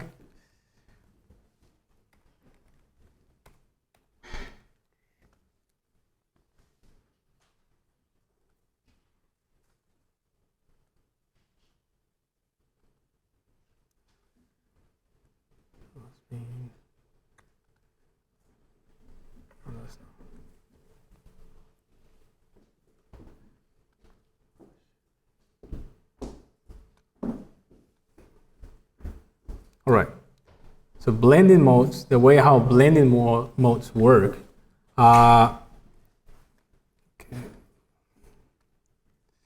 is basically, there are different tabs in here, different areas, and that's for a reason. Blending modes, they work with the darken, with the lighten, with the contrast, inversion, cancellation, and component. So if we have an image, let's open one image. Let's say this sky. Okay, just going to show you the main file. And I start playing with the darken colors. That will just make my image darker. So from darken to dark color, everything is going to be dark or just going to disappear depending on how bright the image is. From here, we got the light colors. Just going to get back to my diagram to explain the colors. So we got these blending modes that basically make any texture, a layer on top of my main layer darker, no matter what I do with these blending modes, they will just gonna make it darker. In here, it's just to overexposure all the base layer. Here, you're just gonna contrast all the information I've got of that new layer on top of the base layer and the different more options here. But have clear in mind that this is just to make darker, brighter objects and to contrast them. So getting back to the image, I'm going to start playing with the blending modes. So what I need to do is contrast these clouds that we see in here with the sky. So I'm just going to look for different options. I'm just going to start jumping one by one just to show you how it works, and it's going to be easier for understanding.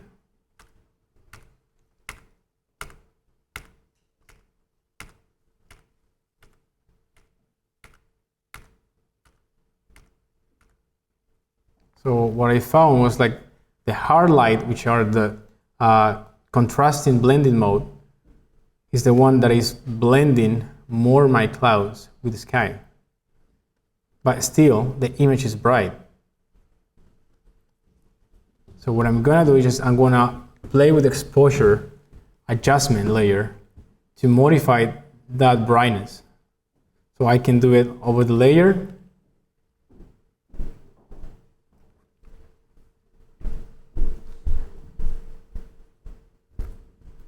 Or I can just create an adjustment layer separately in case I don't want to add some adjustment to the layer and don't have a way to go backwards.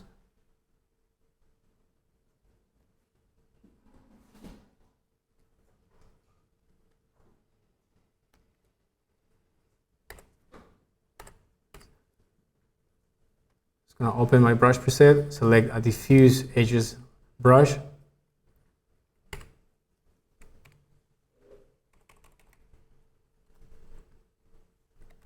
Play with opacity.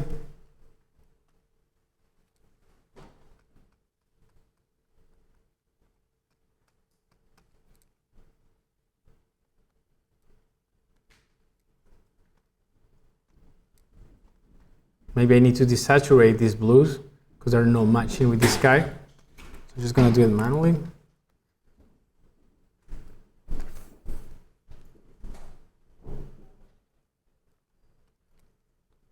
So now we got an additional clouds that will enhance the perspective and depth of the background of the sky, and they are matching with the base sky I've got.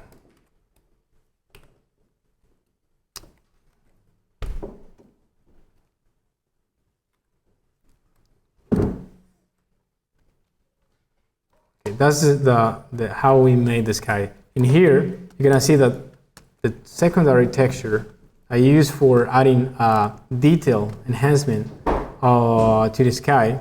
It also has some information that I don't really need, which is the trees in here. I probably could use those trees, but they're overscale. So I don't want to see trees in here. What I'm gonna do is just create a new clipping layer. I'm gonna turn off this exposure. I'm gonna turn off my base render and just gonna start painting over, fading away these trees.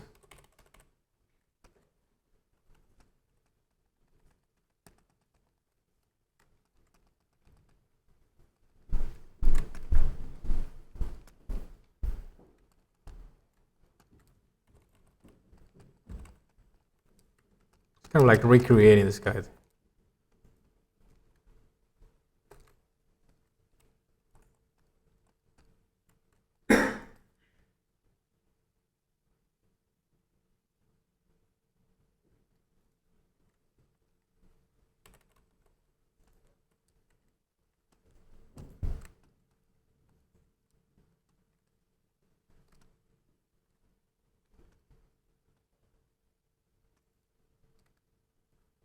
Basically, we already hide the trees in the background, and that's all that happened in the sky folder. Let's get back to the main file. So that's the sky we work on. But there's also that I forgot to mention, and it's the creation of the sunlight. I'm just gonna close this layer and this. Okay. So I got the background. If I want to get into an expert mode, so I can shift my file to the left or the right, just gotta press F so I can move it around in my Photoshop without having any trouble. I'm gonna create a new layer. I'm gonna call it sun, because the sky right now is working with the building. These blues are somehow matching with these blues, but I don't know where the lighting is coming from. I see some highlights in here, but I don't know where the light source is. So I'm just gonna paint it. I'm gonna create, once again, a gradient,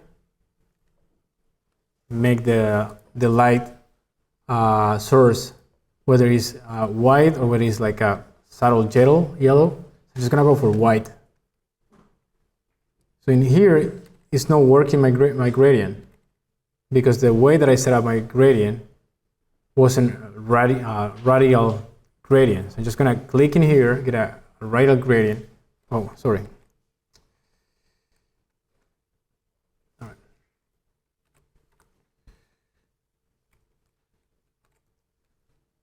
And I'm gonna create the sun basically with my radial gradient. Turn on the base render and I start playing with the opacity of this layer.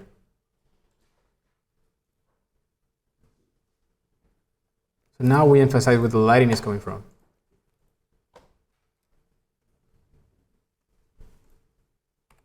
All right, let's get back to the main file. So that's the sky right now. We already created the sky. We got the base render.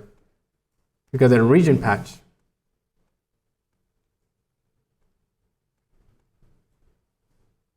Now we're going to add the passes. So the passes we use are reflection, refraction, and ambient.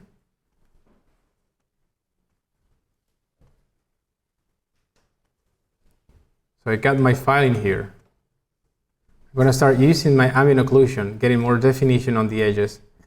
So I turn on my ambient occlusion. So the light, the image is basically black and white, and all the ambient occlusion generated in the trees is really dark. So that's not going to enhance or help my trees to get more depth. So what I'm going to do is just create a mask over that layer to start selecting the items I want to see with ambient occlusion. So to make this ambient occlusion useful, I'm just going to use a blending mode. I'm just going to make this white image into a dark mode. I'm just going to use a multiply. So if I start switching on and off the layer, that's the problem I've got in the trees. But the definition I've got in here is definitely helping to enhance depth into the building. So basically what I'm going to do is just using the ambient occlusion only in this area, in the main building.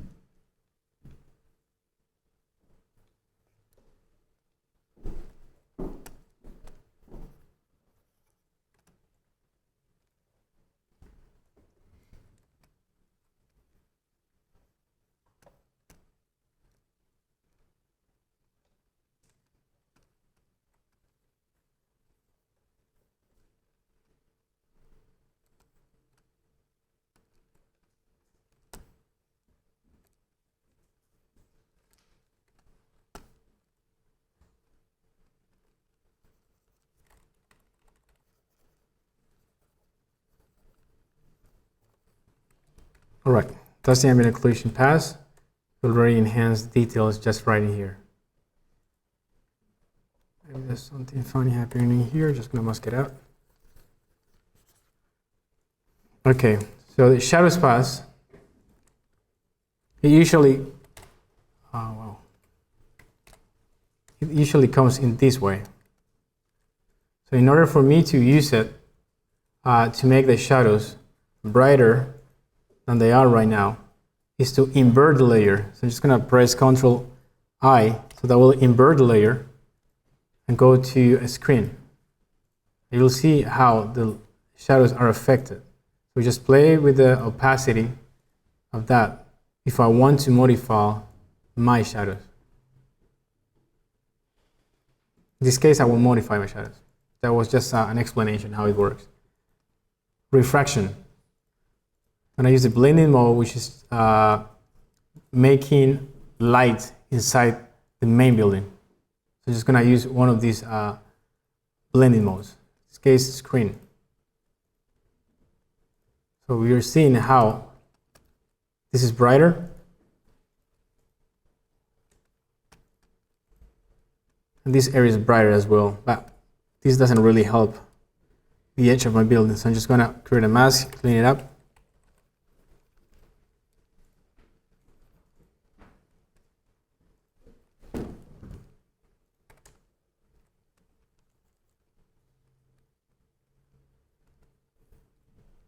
Then the reflection pass. So this pass is a raw reflection, which has all the information around the whole entourage. So in order to use it, I need to use my selecting mask, my white color or multi-object ID. So I got the white color. Just gonna go for looking for my magic wand, and I'm gonna pick the color that I want to create a selection from. The tolerance is just for selecting, making the magic wand more accurate to the color selection. Just gonna select this color, right click, go to similar. It's gonna pick all the similar colors, but obviously it's picking these areas. I'm just gonna get rid of that selection.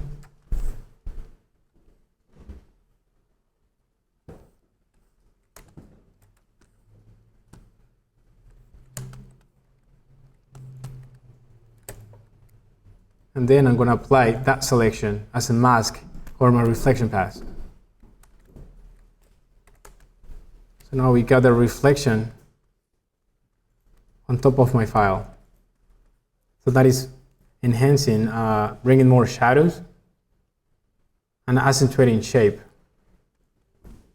I can also create another, copy this layer and color dodging in these areas.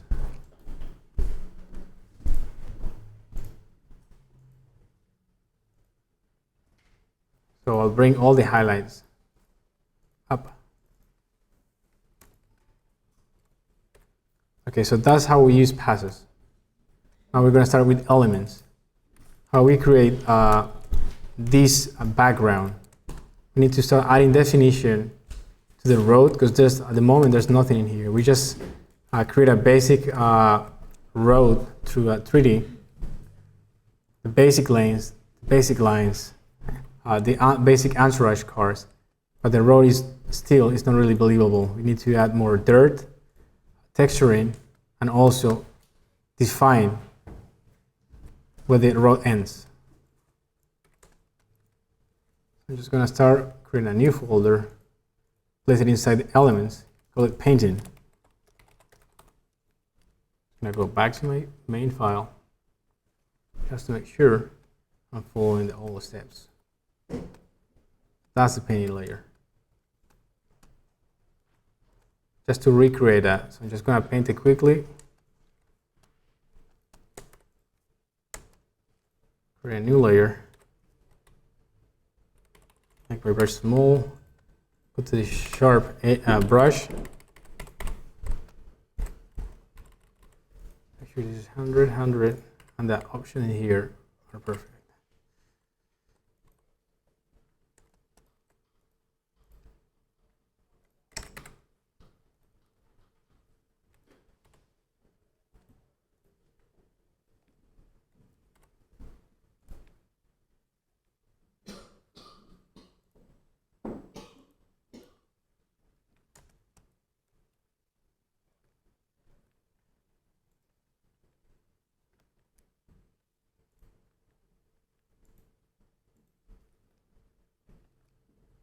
basically I'm just recreating what the curb is, what the sidewalk is, and what the grass is going to be.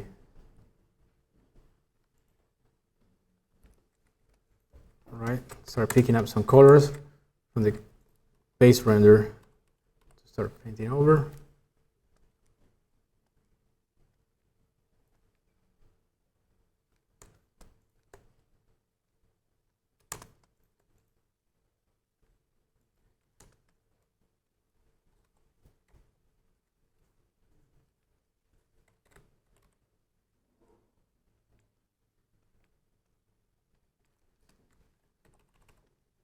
Paint some grass.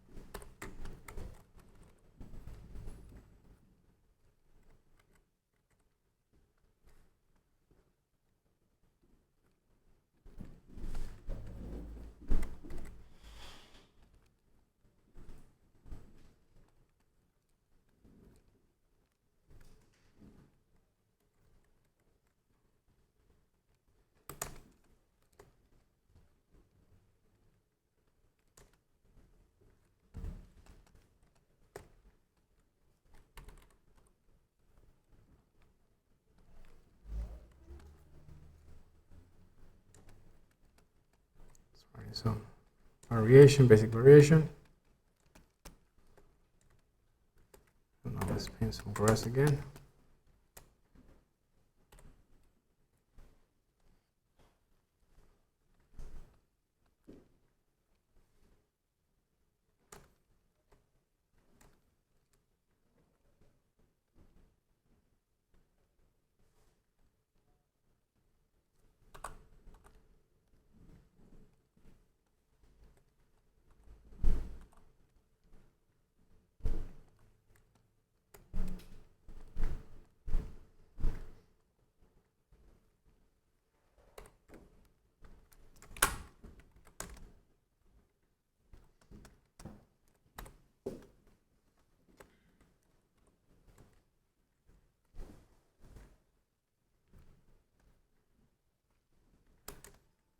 All right, so we got the definition of the way our road is heading. Now we just need to extend these lines.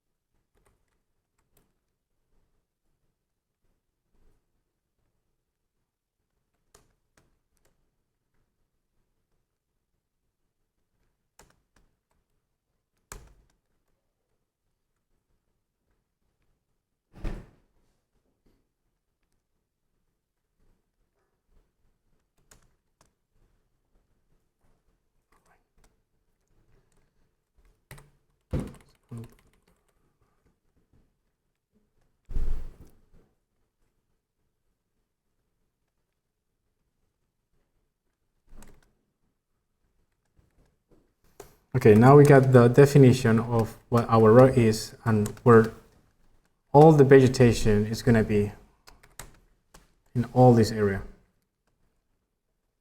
So we're going to jump into a new folder. We're going to call it trees. That can also be our background folder.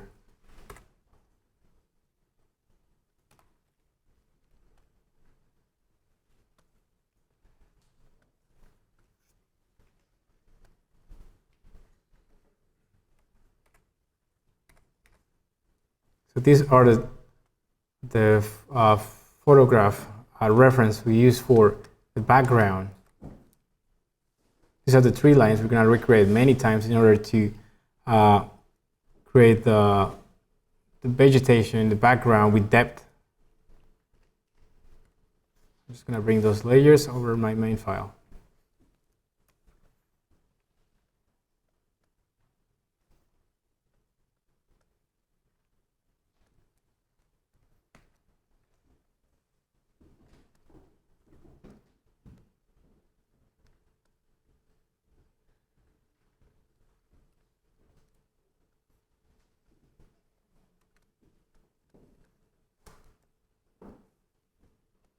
Make sure I save my file. I don't want to lose all my progress.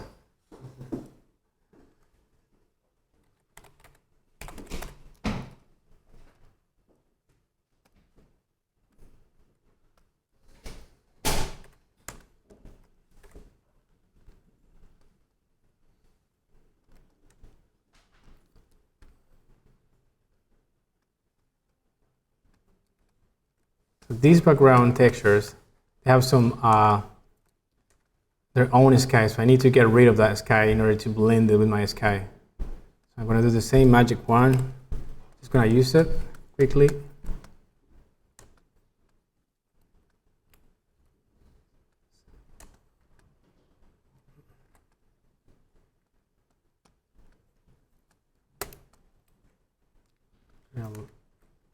Just going to invert the selection. Apply a mask. Clean these edges quickly.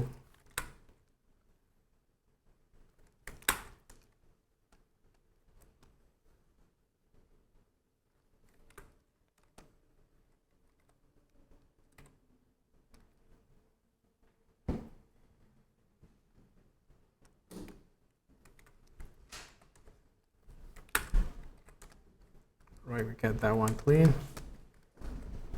Let's start with the other one.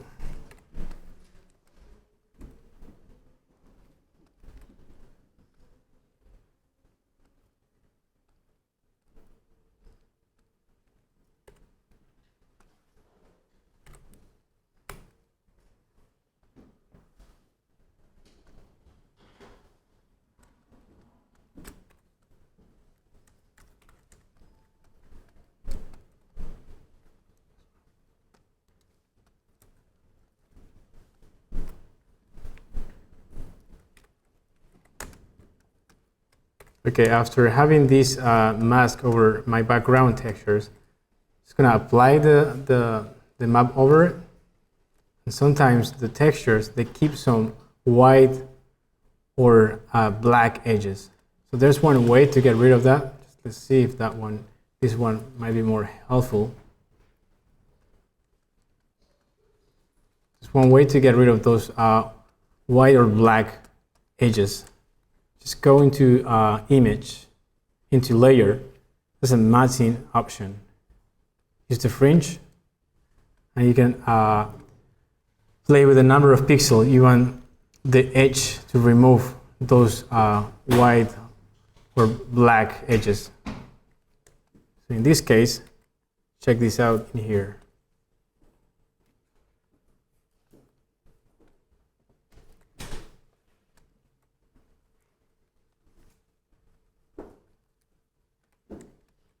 Okay, so I got my background texture.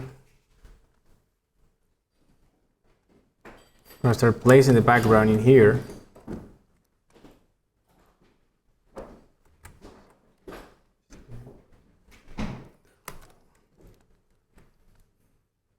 Making the scale correct.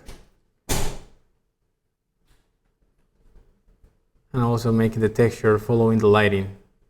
So these areas are highlighted against these dark areas. So it's more consistent. And then I just create a mask and clean it up.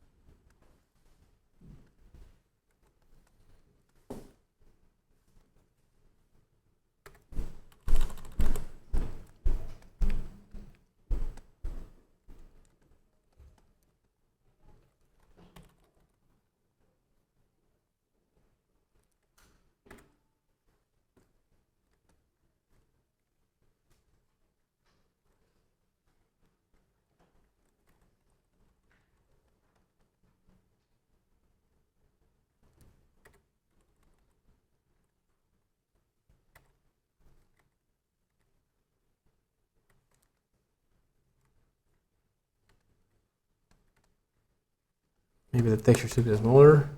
So in here, there's like a link. This is just only for adding a lock into my mask layer.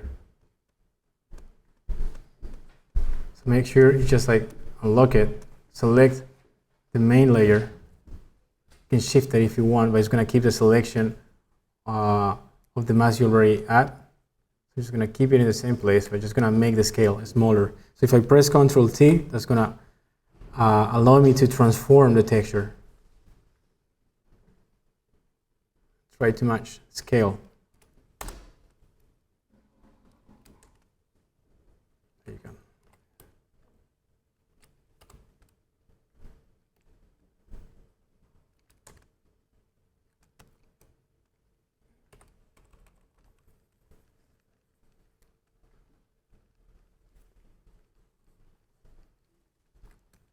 Right, that's the context from the left-hand side. Now we're going to start doing the context on the right-hand side.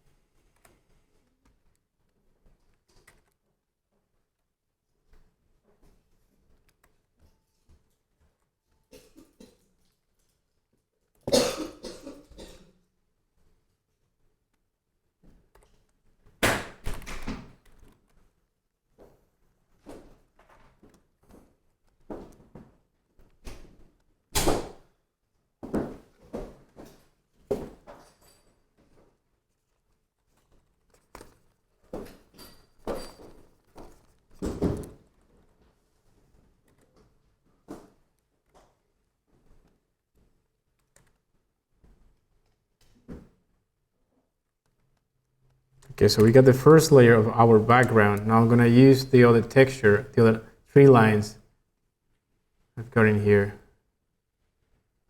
I'm just going to leave the mask, placing the layer on top of the other layers.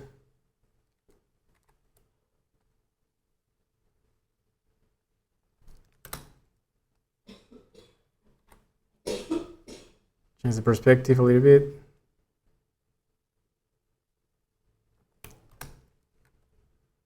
Copy the same layer many times and start placing those layers in perspective.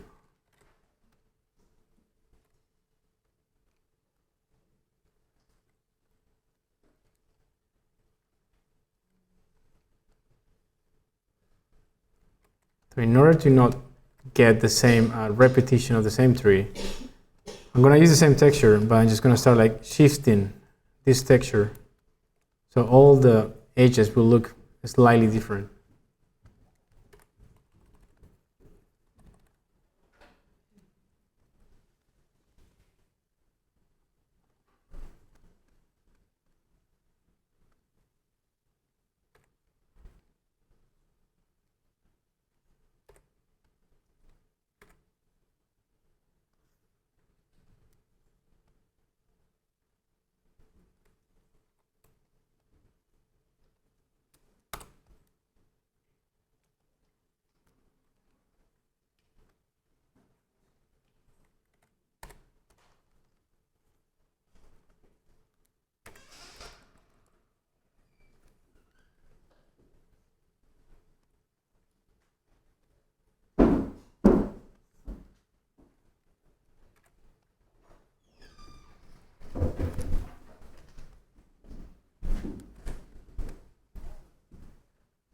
I'll delete the mask.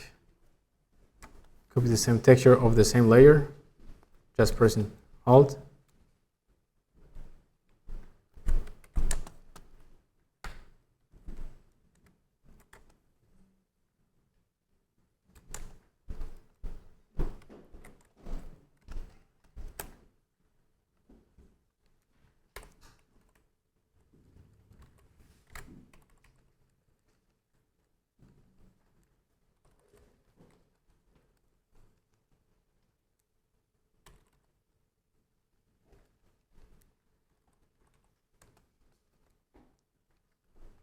I'll select my mask in order to get rid of this. To select these trees and make it in the foreground. All right.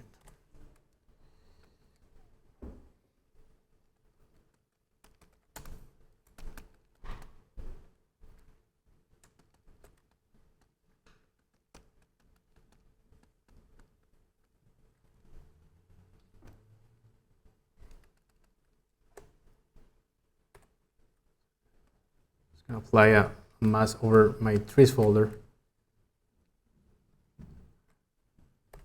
Invert the selection. Delete the mask. And apply that.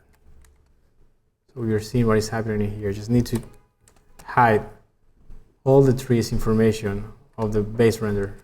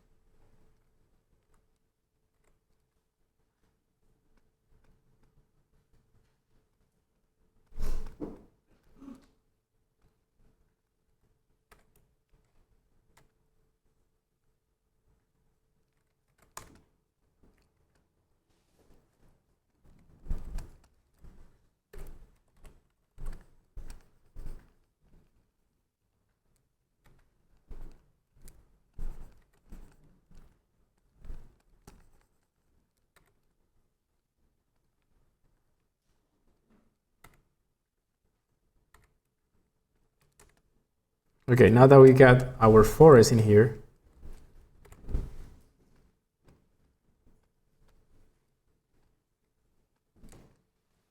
I'm gonna delete this. We already have the background, but there are some small details that I haven't finished, and is the definition of the corner in here, and also the texture. They don't seem to be affected by sun. So I need to start painting some highlights. So that's when I start using clipping layers on top of this trees lines layer.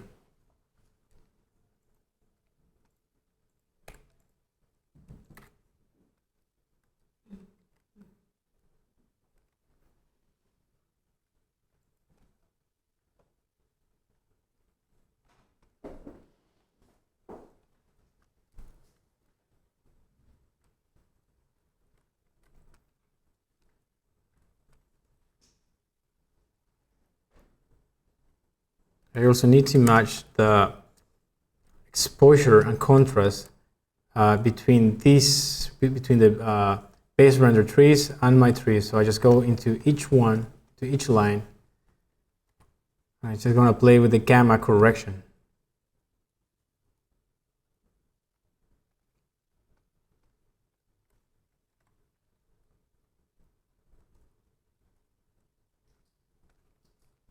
adding some variation between shadows and some basic highlights.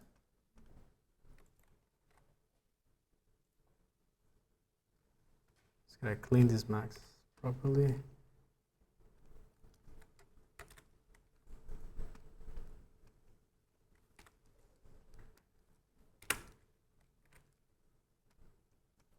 Going back to painting just to get more grass.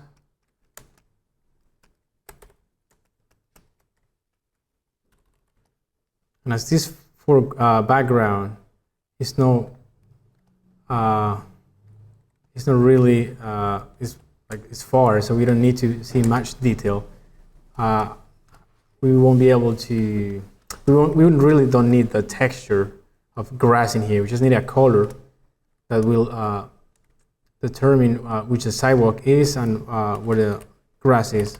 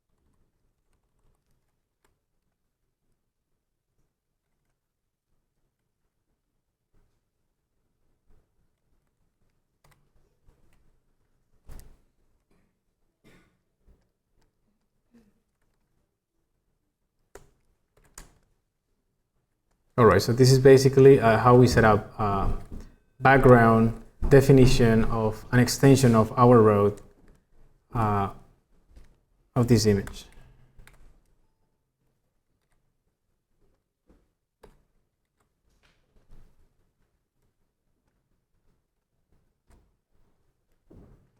Now we're going to start adding people, so it's the same process I explained before. These three people was set up in as a proxies and in forest pack, but we need to add more animation in the main plazas. This plaza is already full of people, so we don't need it, but here we need it, and in some part of the stairs.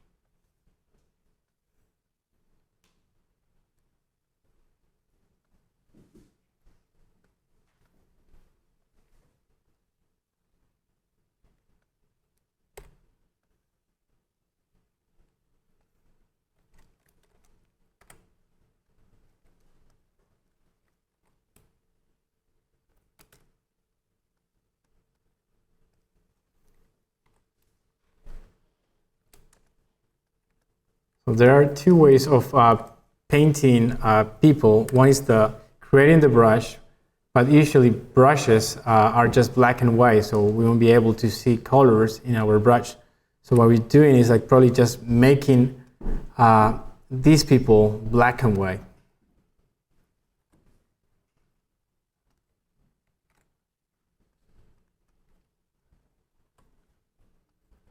So we get the silhouettes. Just gonna select them, create a brush.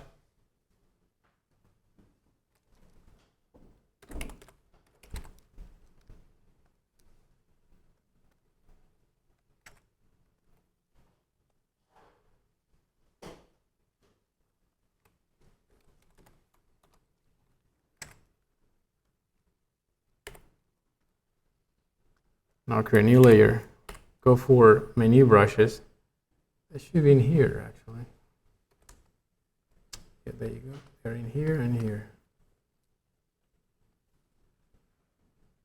So add some spacing, create some scattering, some options. Less number of them, and control with the pen pressure.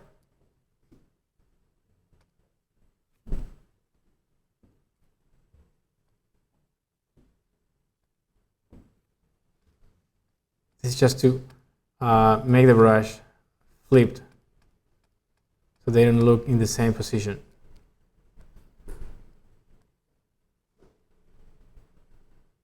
Creating some variation of my brush size. If I want to rotate them, I can do that as well.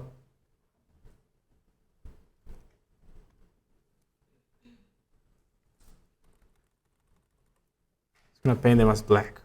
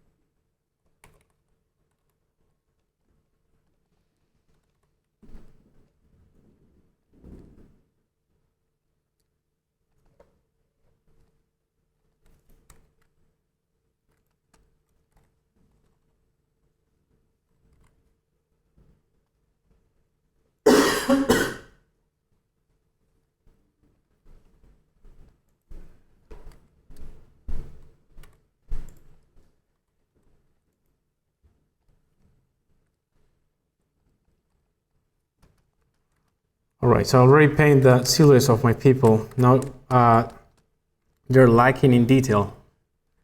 There's one way to do that, and it's taking a picture of crowds and then linking the layer to this silhouette. That's what we're gonna do right now. So I got this texture. I'm gonna paste it on top. Scale needs to be more or less the same scale of our silhouette people. Just link it, and we match the exposure of these people. Painting is cheating.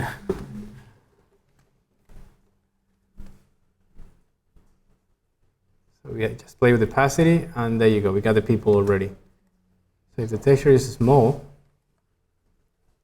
just gonna copy that texture many times.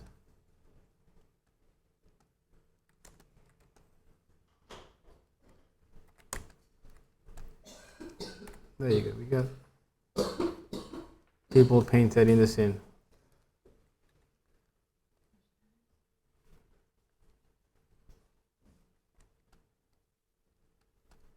They're matching here. In sometimes when the light is striking elements, and creating some shadows, we have to create shadows. In this case, we don't need to create shadows, only ambient occlusion just to create the contact shadows. But as the building is creating shadow in here, we don't really see shadows. We're just going to create a quickly layer with a diffuse edge brush without any adjustments. We're going to rotate that brush, play opacity down. Start painting subtly, subtle occlusion.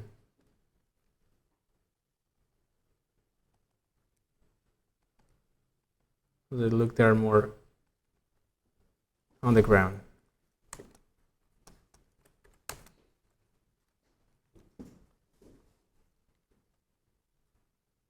Okay, now we jump into road, into adding detail to this road.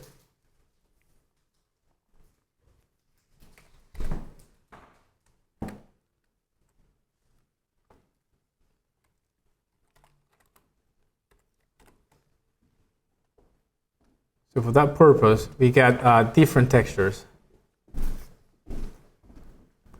We got some maps we created at the office. We got another base layers that some website companies sell. So in this case, I got some basic roads, and I need to create 6 lanes this area. So just showing you quickly how the texture was before and how we paint some lines on top and extend it to 6 lanes. So just gonna bring that texture over my scene and I start playing with the perspective and transform parameters. So I press Ctrl T just to select, to get into transform mode. Right click to see all the options that Photoshop offers me to manipulate these textures. I'm just going to use for a distort or perspective. I'm just going to go for a distort option. Just going to make sure I got a copy of this texture. I start playing with the points, trying to match perspective.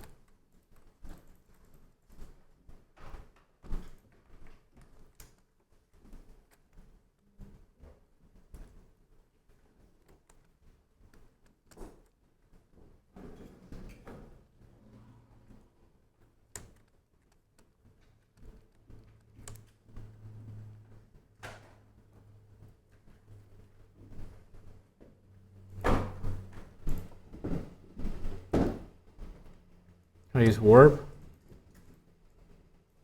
just to have more control points.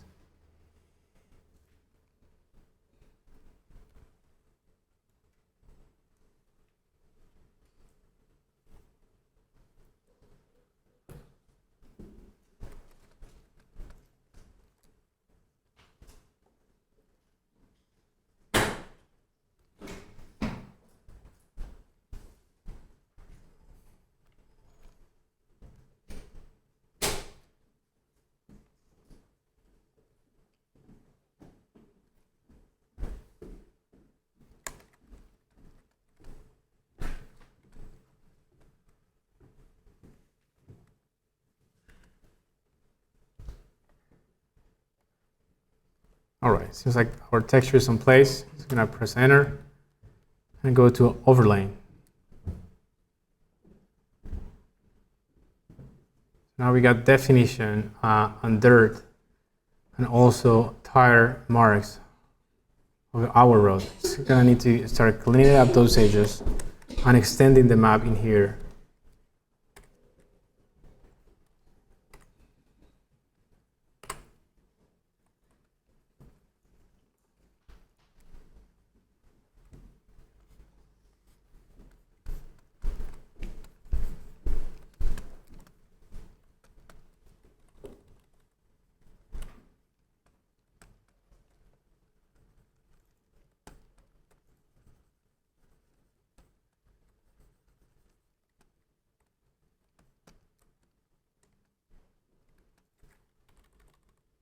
Make sure lines are not over people.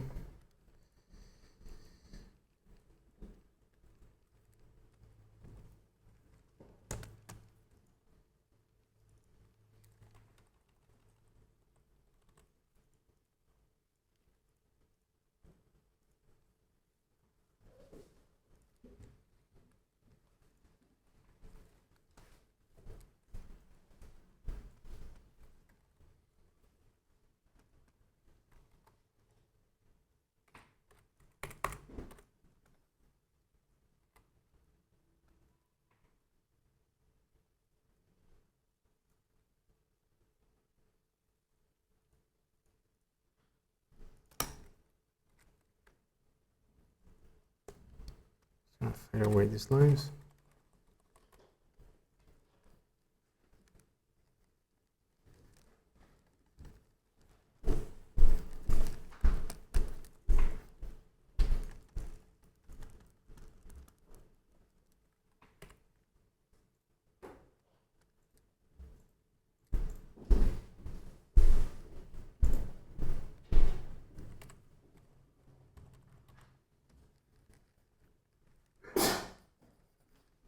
So basically, I'm just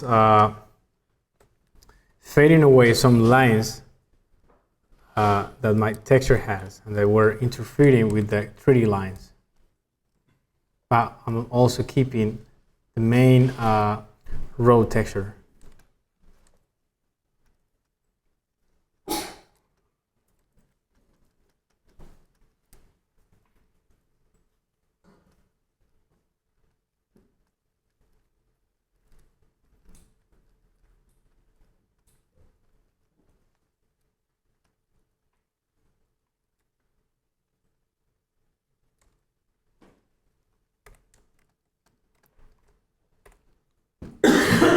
Okay, that was the first approach to our road. Now we need to add more detail. So we have different additional textures, one that is more noisy and grain, and another one which has like a crack paving.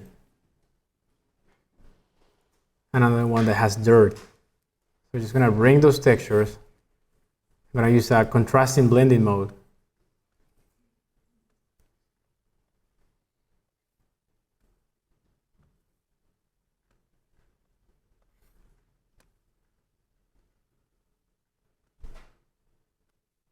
This texture is small. I'm just gonna duplicate it many times.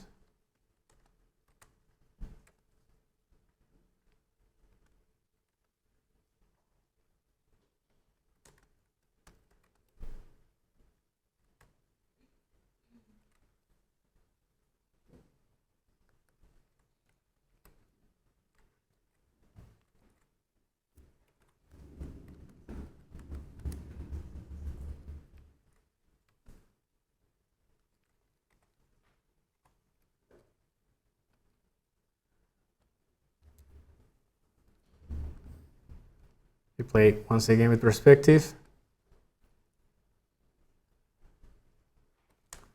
Make sure that the scale of the grain is right.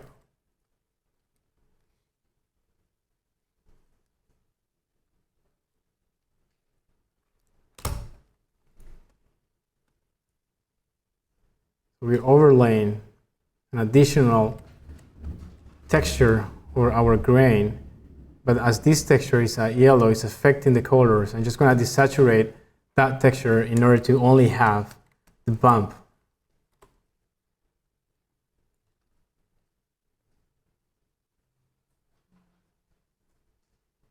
This texture will be used in some areas, not in all rows, because I already have a base layer, so it's going to be in some areas.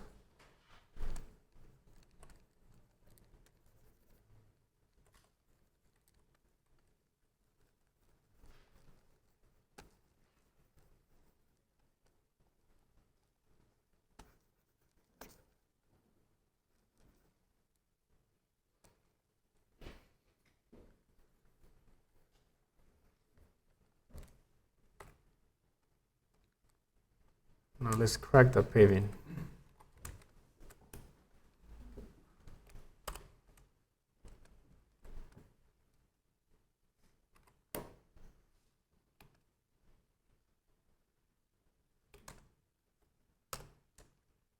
We obviously didn't do this effect in the final render because most of our clients, they want like clean and perfect roads, but it's just in case you want to enhance more detail.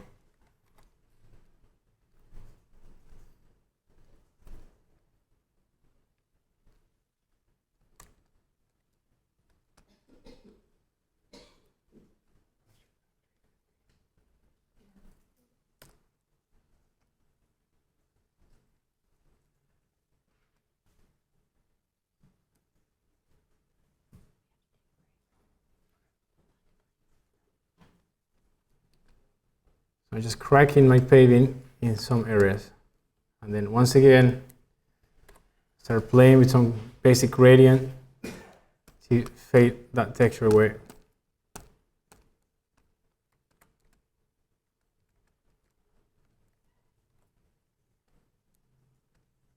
The gradient, painting with the gradient tool is a really useful tool. I don't know how many of you guys use it. It's a really effective way to fade things and to add light and color. The spot gradient. So this is basically how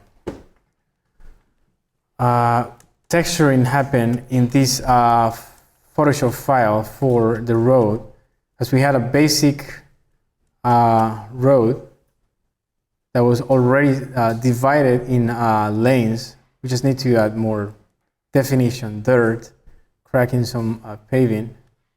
Probably I need just to clean up this texturing in here. I haven't done that. But I got the white color, so we'll do that. Like if I got more time, I'll do that.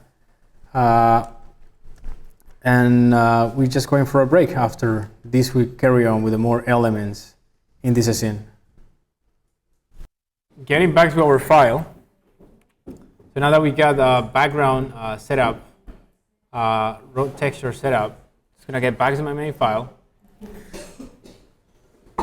And I'm just gonna show you quickly like how the other folders were set up. So in here we got just like a basic adjustment layers. Just gonna switch them off and explain them. So this is like an exposure control, just to start enhancing definition of shadows to a very comprehensive shape of this building. Sorry. If I want to, I can try to exaggerate a little bit more the contrast, the contact shadows in this wall, but also it's going to affect the whole overall. So I can just like clean up that mask and start changing that.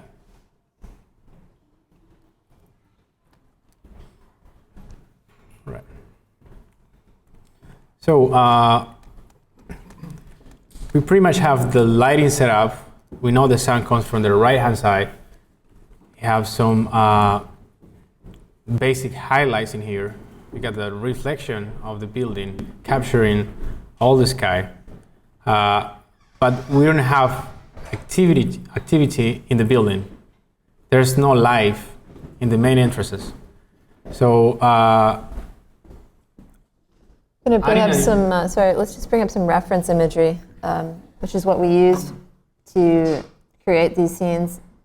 Understanding what exists right now was a pretty major part of our research phase. Really examining, what these crowds look like. You can see that there's sort of overall red coloration, that there are certain very specific ways that people gather at the entrances. So understanding what time during a game we're doing our rendering will affect what the crowds are looking like and what kind of an activity we're going to be getting when we go in to start adding detail. I think, do you want to talk about the focal points? okay. And then this is a diagram that was created, and Freddie will discuss it in some detail. That's really going to help us focus our interest. Now that we have the base render to a point where everything is consistent and we have the detail that we want, now we can really start to enhance the composition.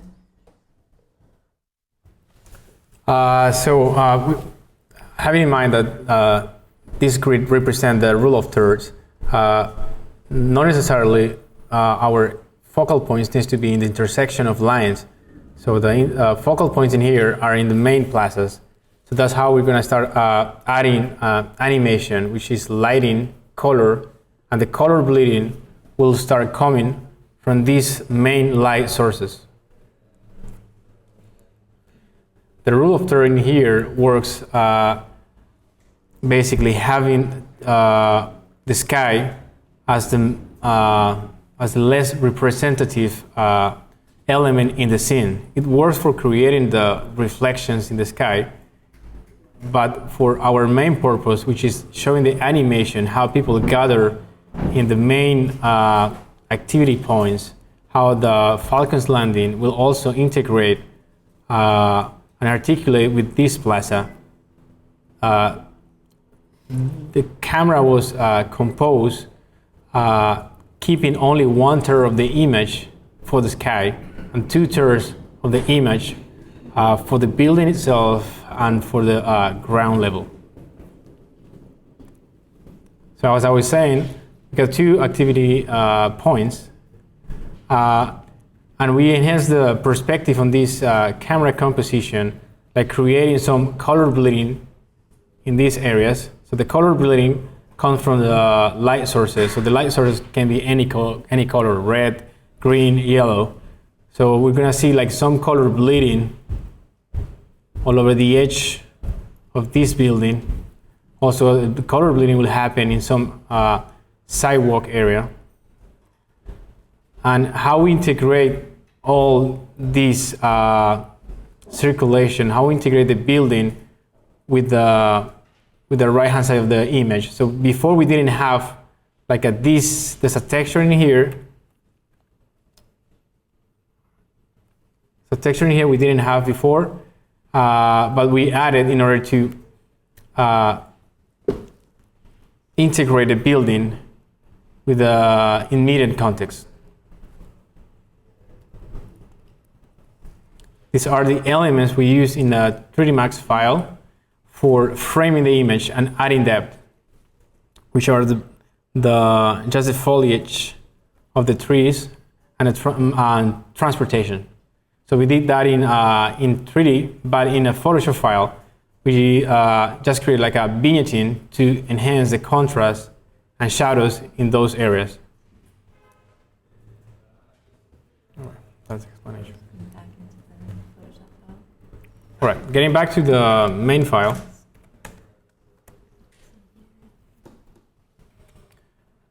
I'm being focused in the animation areas. I'm just gonna select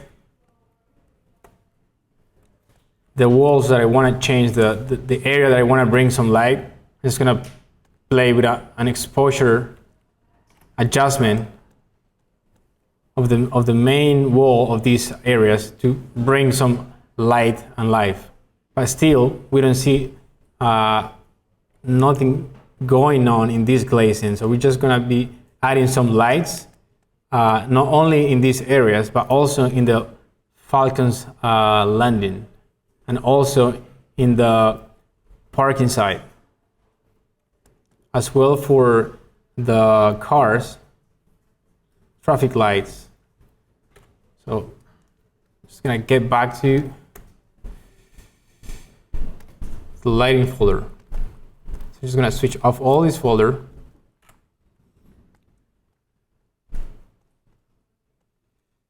Traffic lights.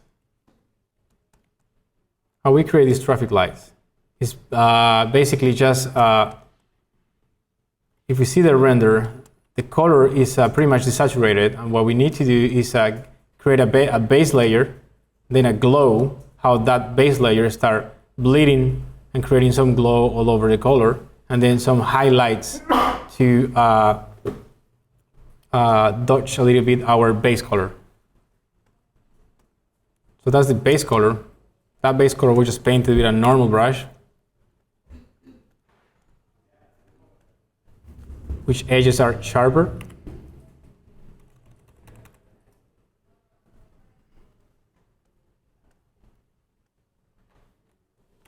So in this file is already set up. I'm showing you how we create that part.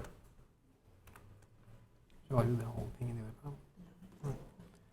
Then after having this base color, we create a glow. So glow, it can happen in a different blending mode. It can happen in a normal blending mode, or it can be also a contrasting blending mode. So vivid light or soft light or hard light, they create and enhance how color is manipulated. So if I create a new layer trying to recreate that glow, just gonna pick the color from the main source. It's gonna make it a little bit brighter. The brush needs to be softer. Gonna apply transfer so the edges are softer as well. Play with opacity. I'm gonna start creating some bleeding all over the main lighting source. So that's how we create glow. And after that, we just create a highlight. So there are different ways to create highlights or color dodging one layer. Whether I create a copy of all the information I've got in here, so I create a new layer, go into edit mode, copy merge, which basically is going to copy all the information containing all layers in one layer. And now I'm just going to paste it. So if I shift this, I get a copy of my selection. And there's an option on the tools on the left-hand side. You got the dodge tool, the burn tool, and the sponge tool. So I'm just going to use the dodge.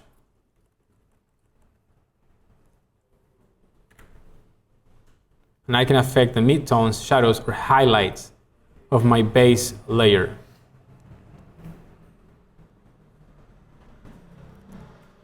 So if you see the subtle difference, I'm burning the color and adding some temperature, some lightness into these lights. That's one way to do the color dodging. The other way to do it is just creating a new layer. You paint that layer in black. You make that layer color dodge, so the layer will be transparent. But at the time of painting, you play against the black. So it means like you use a bright color. In this case, it's going to be white, or I can use bright red. And I'll start painting over. So I'll bring vivid colors to my base color. That's the basics of creating light in an image. So now that we've got traffic lights on,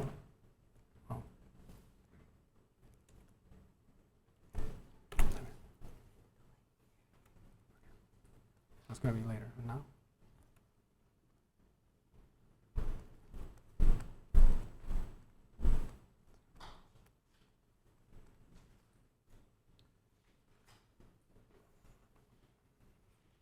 okay, the light in the main areas could be represented in different ways, but I keep playing with my adjusting layers with a selecting mask.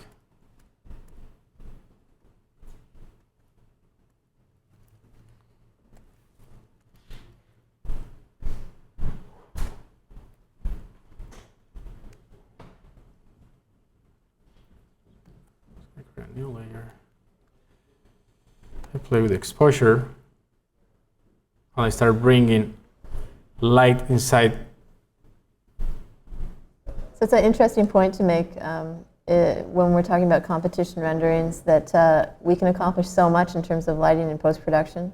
It just saves us, any minute you can save in the render, you can make up for here. So you can see how easily he's adjusting the lights as though there was an interior lighting setup. And then the bleeding that would accompany that.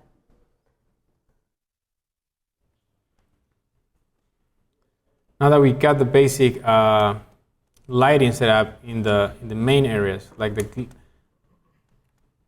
there's some lighting behind this glazing.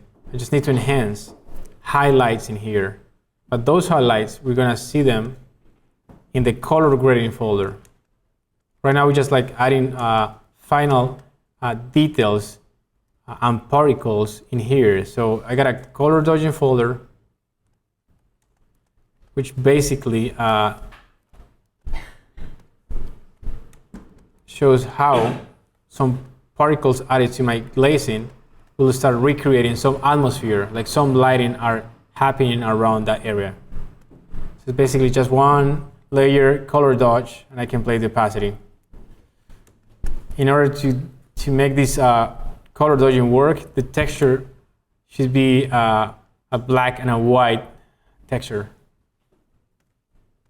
Same for here, it's just like a basic reflections. What I'm trying to show in here is that if this is the main light from the right hand side, there's some color bouncing from that light to our scene. So what these elements are also creating, apart from bringing more life to the main areas, is to somehow recreate some color bouncing, some lighting bouncing.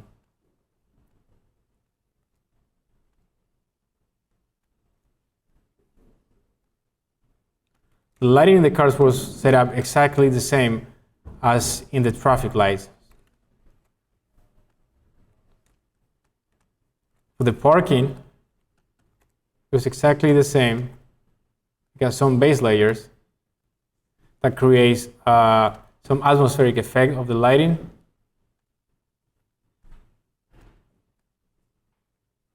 And a basic brush with a white color. So I got my normal layer, go to color dodge, and I start painting the lighting I want, whether I want it white, yellow, or red.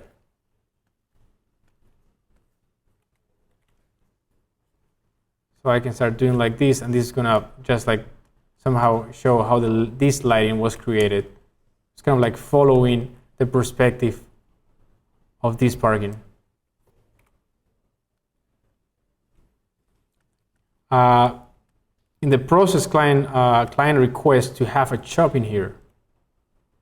We didn't want to get back to remodeling and get rid of these cars. So what we did was just adding a texture and somehow creating some basic light bounces to create that chop. So I'm just going to show you quickly, like through a texture, how we create that.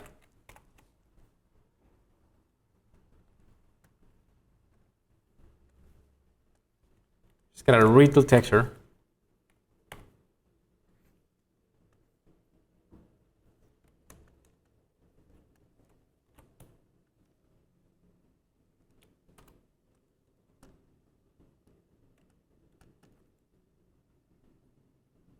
So we have a pretty extensive library of these kinds of textures, as well as bands of trees. Having those things created in moments when you're not really busy is going to make this kind of a workflow so much faster, because you always use them.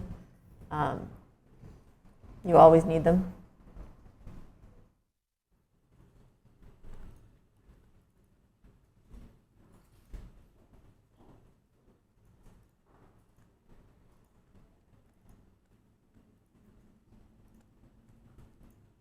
All right. Let's start changing perspective, size of this shop, trying to match the scale and proportion of people that are walking over here.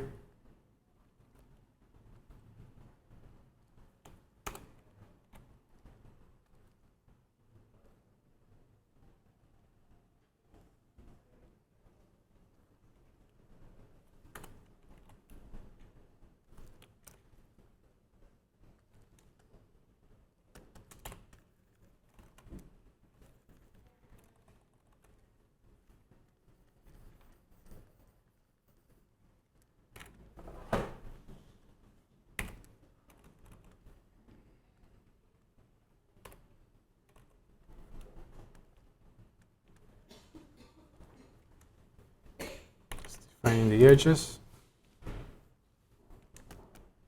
All right, so we got our basic texture. Now we need to just add depth. So I create a new layer and just like paint quickly a wall in perspective.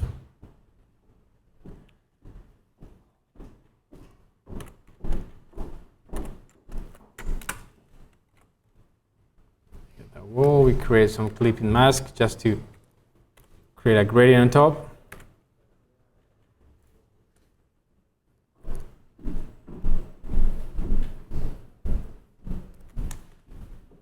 Basically, we got our shop in there. I just need to add some atmospheric effects. So I'm just gonna add a basic layer, screen blending mode. Just gonna paint white,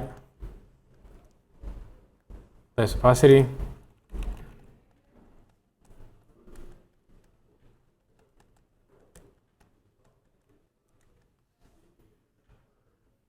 So basically, that's pretty much how we develop that shop. And if the client doesn't want to see like detail on it, we just blur it.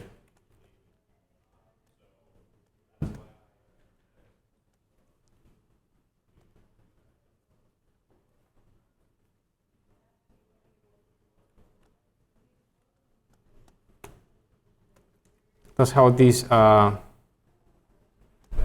was created.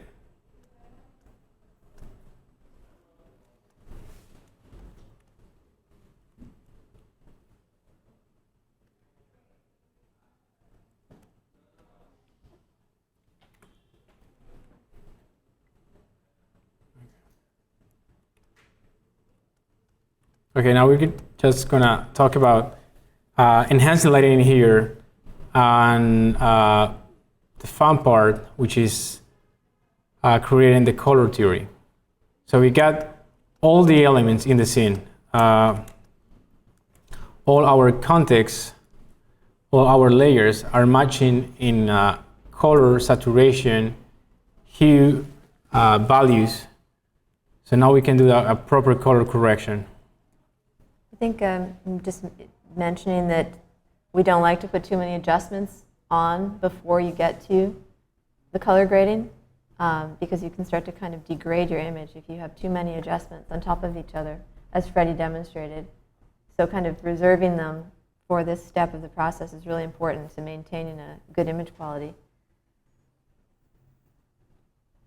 All right, so just as Kelly mentioned, like ideally we have to have few color gradings, one color correction, some basic highlights. That's ideally situation. Sometimes we have to create more color grading, but we have to be careful in banding the images in the background or the elements in the foreground. So this is how we create the atmospheric effect, which is just like a layer on top of it. And we create the highlights of this element. So adding activity and life to this element, which is a color dodge layer. And that we start painting the colors of the sun. Let's say the sun is yellow.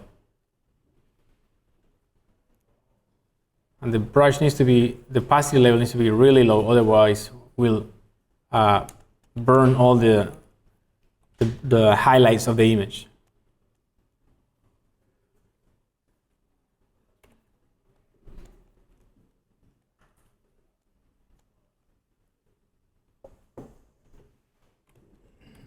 So I can easily start adding some subtle reflections on the surface, but also with this color dodging, I'm going to start adding life to these areas.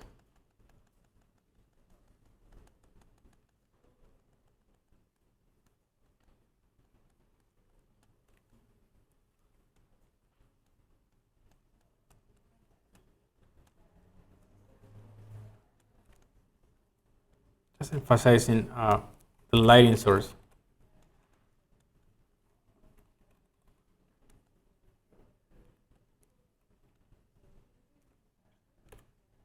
Then we have second highlights, which was only for the sun.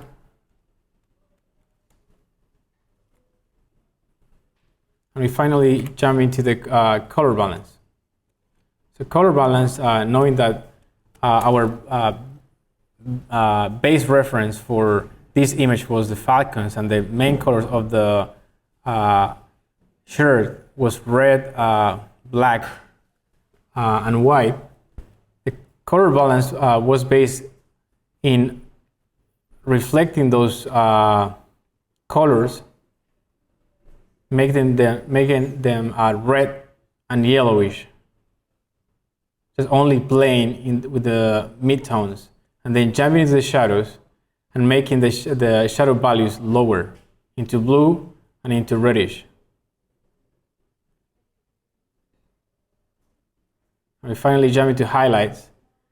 But I would suggest not using this adjustment in high values, because if you start playing colors in highlights, basically your image starts burning out.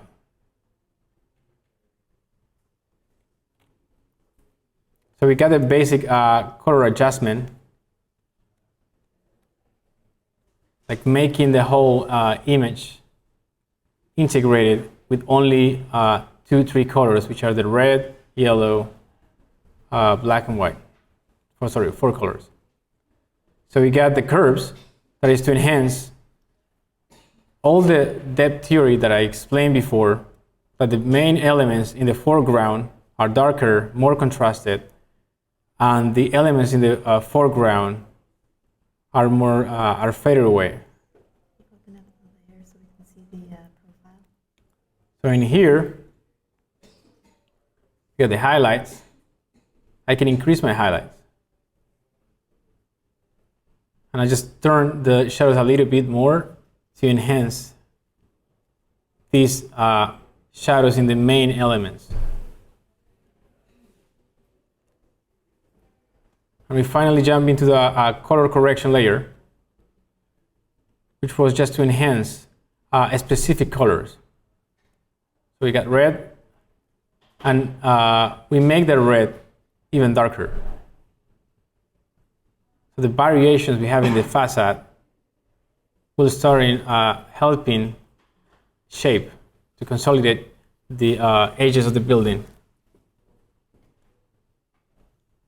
And we can start just playing with all colors as we want, but for this color correction, we only play with the red, some white, enhancing some white, like bringing more white into my scene or less white into my scene. Some natural colors started going more into the yellow, just to match more the sunset color mood, and the blacks started getting more darker. And See how it's just open, it's organized in a way that it can be modified quickly. So you have your sort of your light, your curves, which affect your contrast, separate from your basic color adjustment, separate from your specific color adjustment. So often you'll see people putting curves on something and adjusting all of the colors and the curves at once, and it becomes difficult to understand what's affecting what. So just having them very cleanly organized allows you to change quickly. And this is our final step, just to frame more the image, just adding subtle variation in the corners of the image. So our final focal point will be the stadium. So that's how we made this image. That was all the steps to recreate the whole scene. And we got some effects folder, which are the sharpness. So the way to create sharpness on an image is just flatten all the image. You select just the image, copy merge, paste it, and in other filter, there's a high pass. We can play with the high pass, with how big we want the pixels to exaggerate sharpness. So just gonna go for a high value, so you will notice the difference. Just gonna go for 4, and this layer will go into overlay. So if I see the object closer, all the sharpness is enhanced, but maybe it's too much, and it's changing definition in this area. The blur in this shot was like just adding some subtle selections of the copy merge layer and blurring only the selected areas. And finally, if you want to add some bokeh effects, we just bring some layers on top. We play with the blending modes, and we start having some subtle variation when the light is coming through the lens.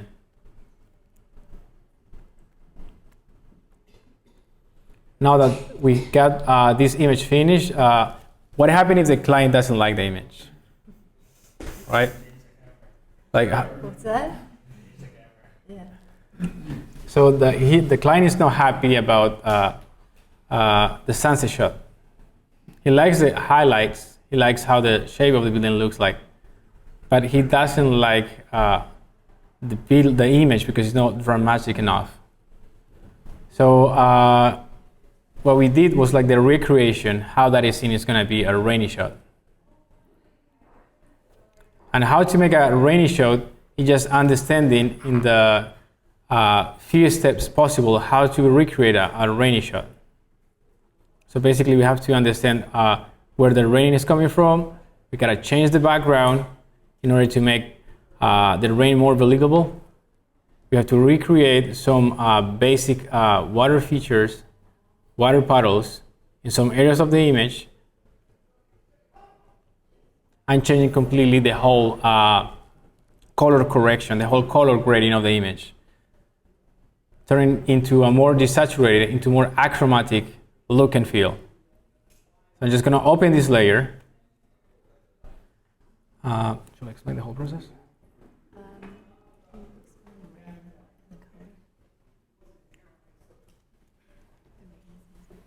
All right.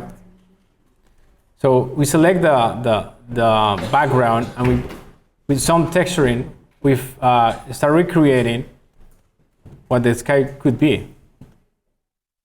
It's an interesting point when you're using sky textures. Often you'll find something that works well, but more often than not, you actually have to go in and do some adjusting so that you can really tell where the light's coming from and really contour the clouds. So often we'll go in and we'll actually add some adjustments to the clouds themselves to give them a little bit more shape and definition. In the case here, it just worked. Yes, in this case, the clouds were not adjusting with the scene. I mean, the scene is red, and these clouds are just blue. So I need to fix that correction. So I just need to paint over some lighting and then adjusting this color. So I create a clipping color over my sky, and that's gonna adjust my color to the current final image.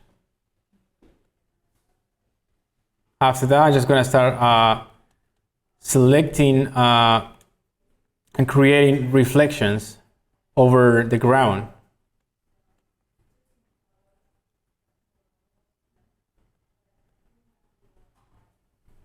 So the way to create water puddles is just creating reflections. Just gonna turn this layer off, and I'm gonna do it quickly. I just select the parts I want to reflect in the water puddles. Copy merge the layer, paste it, flip it.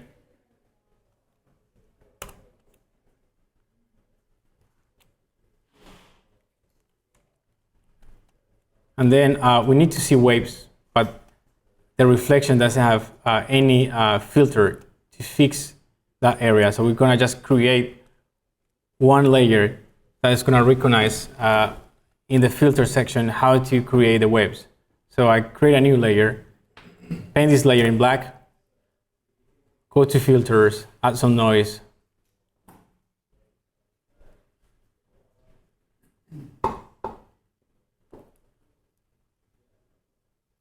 Go to filters again, go to the filter gallery and add some bump into that texture.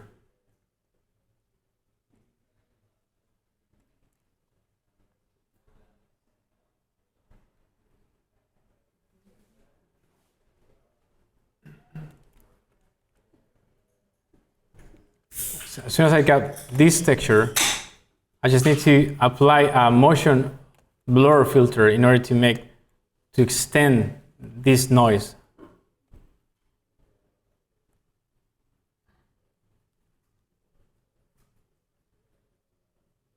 So that looks more like waves.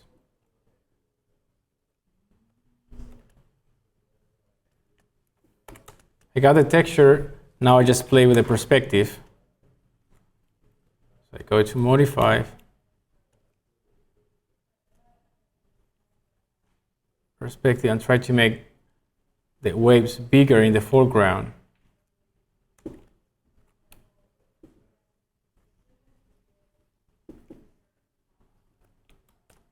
As soon as I have that, I just save this image out as a Photoshop file.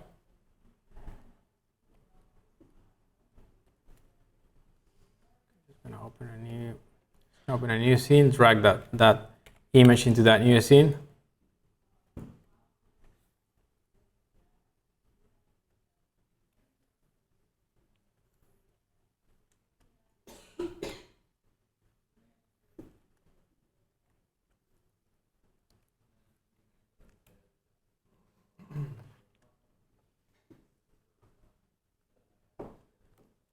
Save it as a Photoshop file.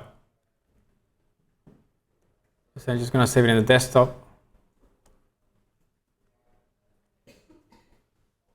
Turn off this texture. Go to my reflection pass. And now we're going to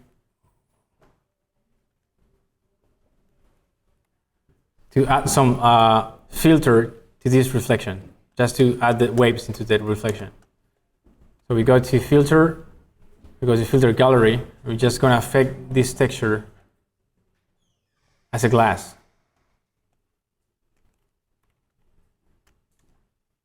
And in here, Photoshop has an option of different types of glass, but we want to use the texture of the wave texture that I just created. So go to load texture, find where I got my texture, load it, and then we'll see that the reflections start changing. And I can play with the waves, how big I want the waves, the bump of the waves. Let's say, okay, I'm happy with it. Let's create a mask.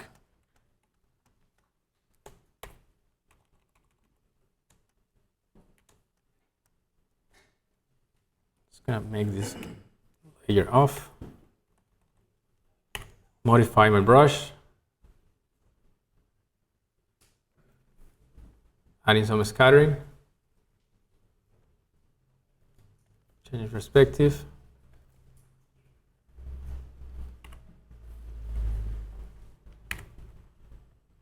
I'm just going to bring that reflection in some areas of my image.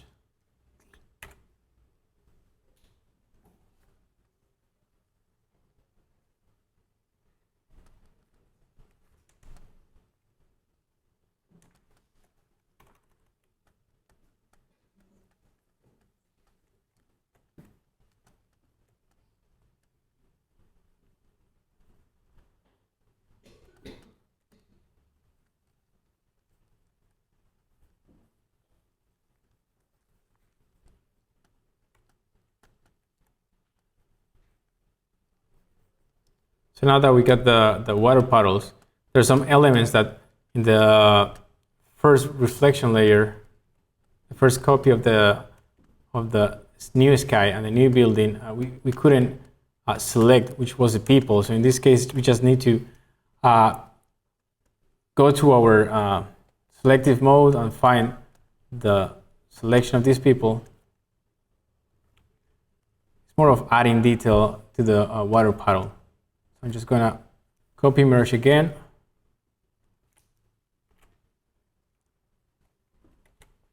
Create a new layer, paste it. Sorry. Oh no, I didn't paste it that well. Sorry, I'm just going to do it again.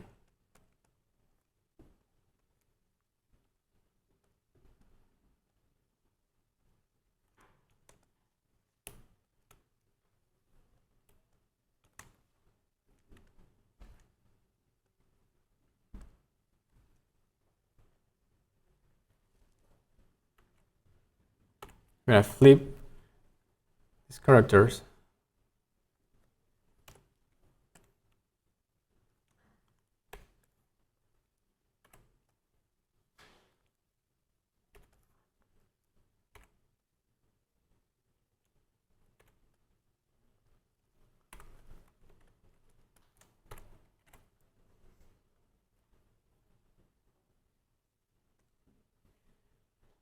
I'm going to start fading away the reflection.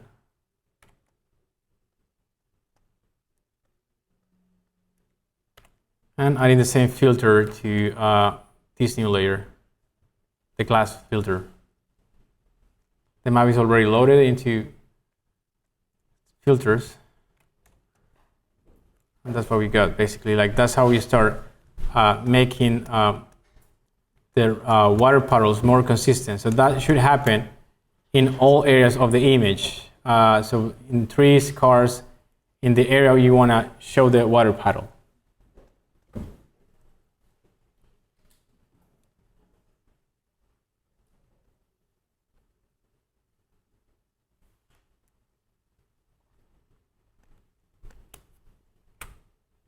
Now we're going to jump into show how to create rain. So rain is the same way to create the waves, just black layer. We got some noise. But before jumping into how create rain, just going to show you a quick reference about how rain works.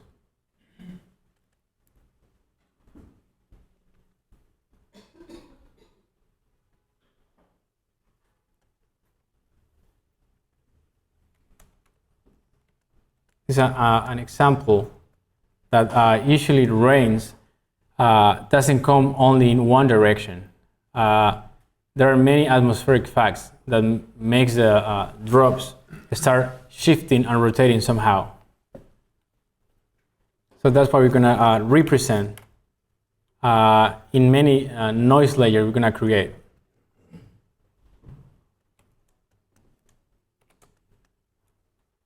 So I got my layer with a black color. I just add filter. And this is very important. We gotta start playing with a different size of grain and drops and rain. So all layers cannot be the same. Like, we're gonna create 4 different layers with different rotations of the grain. But all of them, they should have different amount of noise.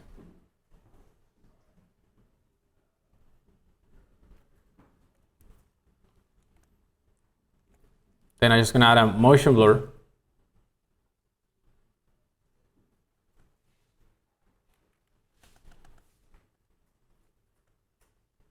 Direction of my rain. And use a screen. Right now, what is happening is that the screen mode is lighting all my scene. So it seems like it is not really rain. Like, we can see some lines, some drops, but something going on with the scene. So what we need to do is just adjust this layer with exposure or with a curves. I'm just gonna do it with curves.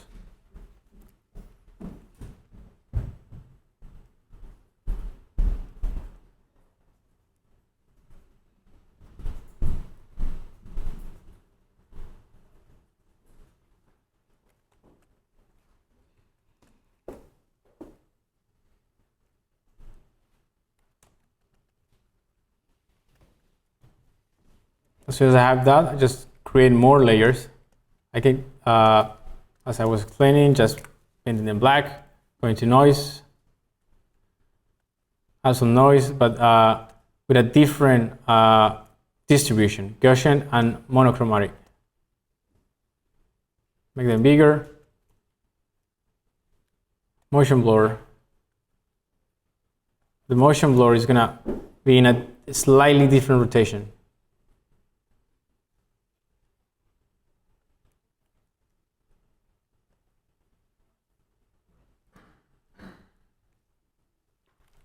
We play once again curves.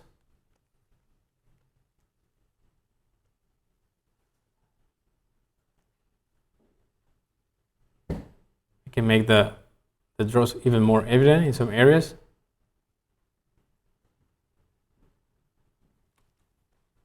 So we do this same step 4 or 5 times, and after having that one, We just create like a small noise particles somehow bumping into the scene. So it's same process.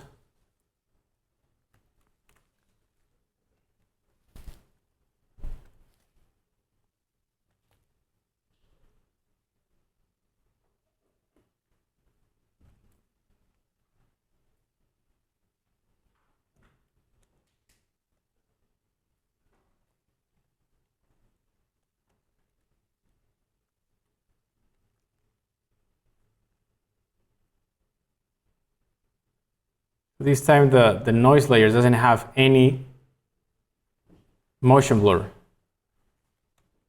So that grain will help to understand more when the rain starts bouncing over surfaces after falling. I'm just going to switch this layer off. That's the layer, the 4 layers we work for that. And finally, after changing background, after adding raindrops, and after getting our water puddles, we're just gonna change completely the whole overall look and feel. So we're just gonna desaturate the scene, make that scene going more into gray colors. Just gonna open the graphic, just basically a desaturation layer.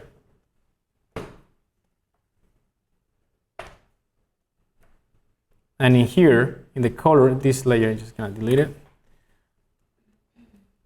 In the color grading, we're just gonna go against the first color grading we did in the final image previously. Instead of having red, we just got a cyan color. And we got a blue color in the midtones. And shadows will be being a bit warmer, so the image doesn't look 100% cool.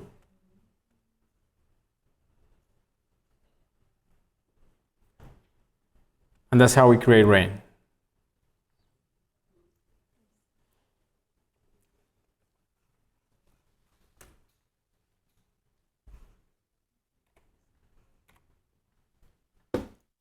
So at this point in the process, we're basically finished. We have all of our images sent to our client. Our client is incredibly happy, and we're incredibly happy. And the project is essentially finished. But we do have some housekeeping to do in terms of making sure that the project is archived properly. Part of the way that we ensure this is setting up our files properly in our system. We'll know what to delete and what to save. We have a finals folder always for every project, so that we know that those are the final images whenever we need to go and grab them for marketing purposes. And in terms of the scenes we have, we like to keep only one max file current, and everything else goes into an archive folder. And typically, when we do our final archiving of a project, we keep the beginning, middle, and last of every max file, just in case we need to go back to a previous version. And that's how we do it. So if there are any questions, we'd be happy to answer anything on any of the images, on any of our process, or how we do things in the studio. Okay, when you send this message to the client, and let's say that the clients will change the geometry of the building. At the end of the project? No. Yes, at the end of I don't know, because the architects always change everything. So what happens if he change, I don't know, the metal of the geometry or something? You have to remake all the masks for the Photoshop file? Depends how much it changes, but yeah, typically. So we have, at the beginning, we discussed letting them know what our process is. We have sort of point of no return, usually, and it's at the end of our work in progress, too.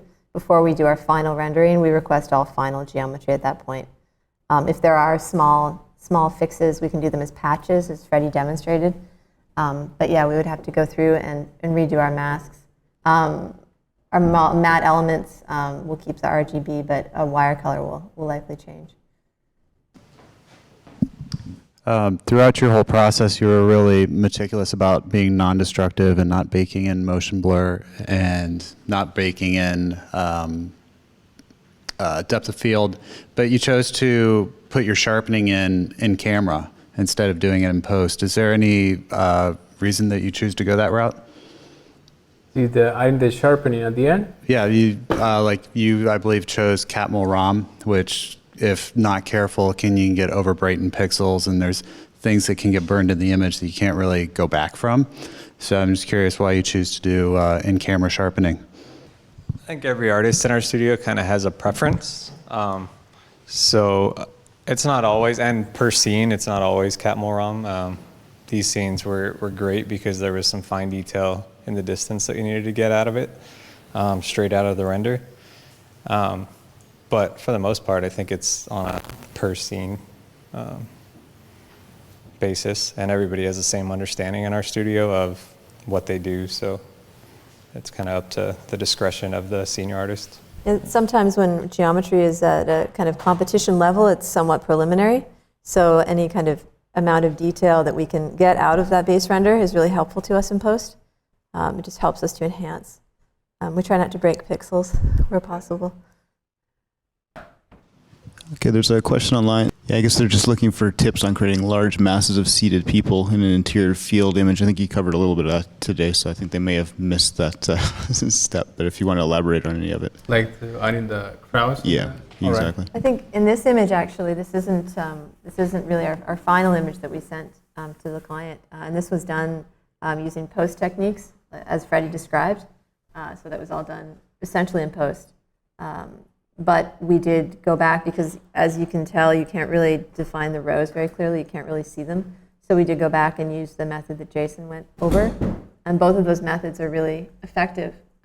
Post brush, if you're in a serious competition mode, is going to work for you the same way that Freddie demonstrated for distant people. And the proxies are really effective. How many days do you spend in the entire process of these images? In all of them, start to finish, the entire project. Well, as often happens, there was a surprise extension at the end of our project. But typically, there was another image that we didn't share that was also part of this job. And it was 2 weeks start to finish. Yeah. So, and that included the pretty significant change in geometry after work in progress too. When the geometry change, do you have to, in 3D Max, do you have to remake all the importing settings to the 3D Max? Yeah. Put again all the materials over the 3D model, or do you have a script to put again all the materials over the 3D model? Oh, well, in a lot of cases, we'll have it as an XREF file, so that when that updates, the materials will update as well. So we don't have to worry about that, but some things are mapped, and those are specific to specific to the geometry. And then that's somewhat time consuming, but we try in those cases to use post techniques to texture, as Freddie demonstrated for the roads. And then that kind of gets us out of hot water. Helps. And I don't know if you can make an example. How do you create all of these lights in the? Oh yeah, actually we were gonna discuss that. Thank you for reminding us here. So in the interior scene, let's close this. I'm gonna open up the post or the PSD file for the interior.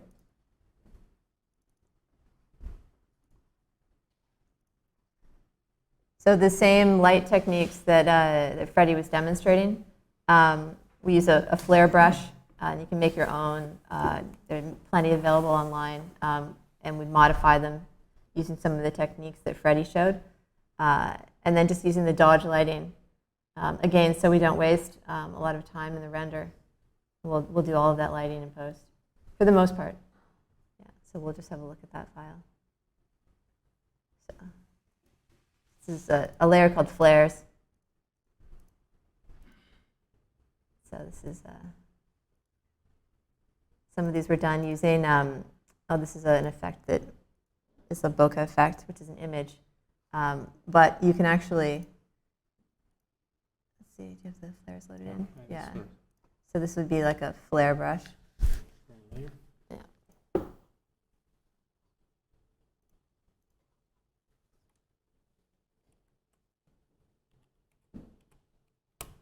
And then you just Make that black. Yep.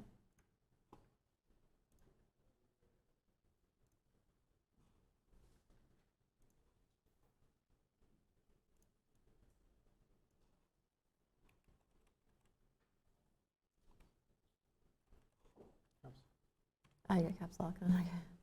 There you go. It's a huge flare. So then you can just begin to create them wherever you want them. So they're actually along this line right here. So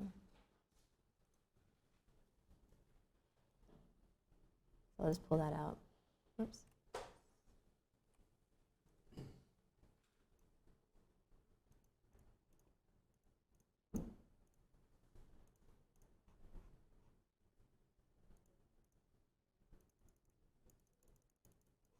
Bring that up a Just bit. increase that. Yeah, I'm trying to. Oops. Yeah. You get that kind of too much, but. And then what you can do is exactly the way Freddie demonstrated it with the headlights. You can start to. Yeah, exactly.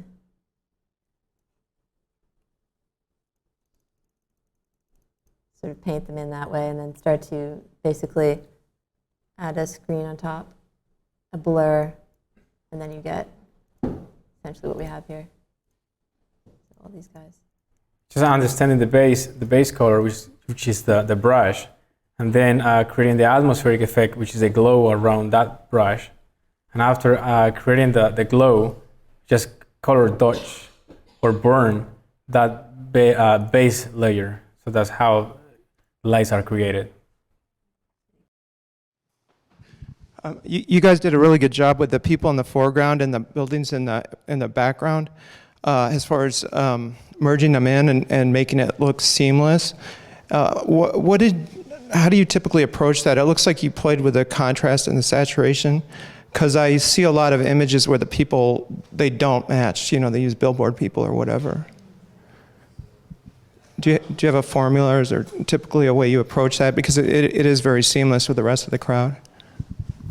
You had the foreground people in particular? Sorry, what did you?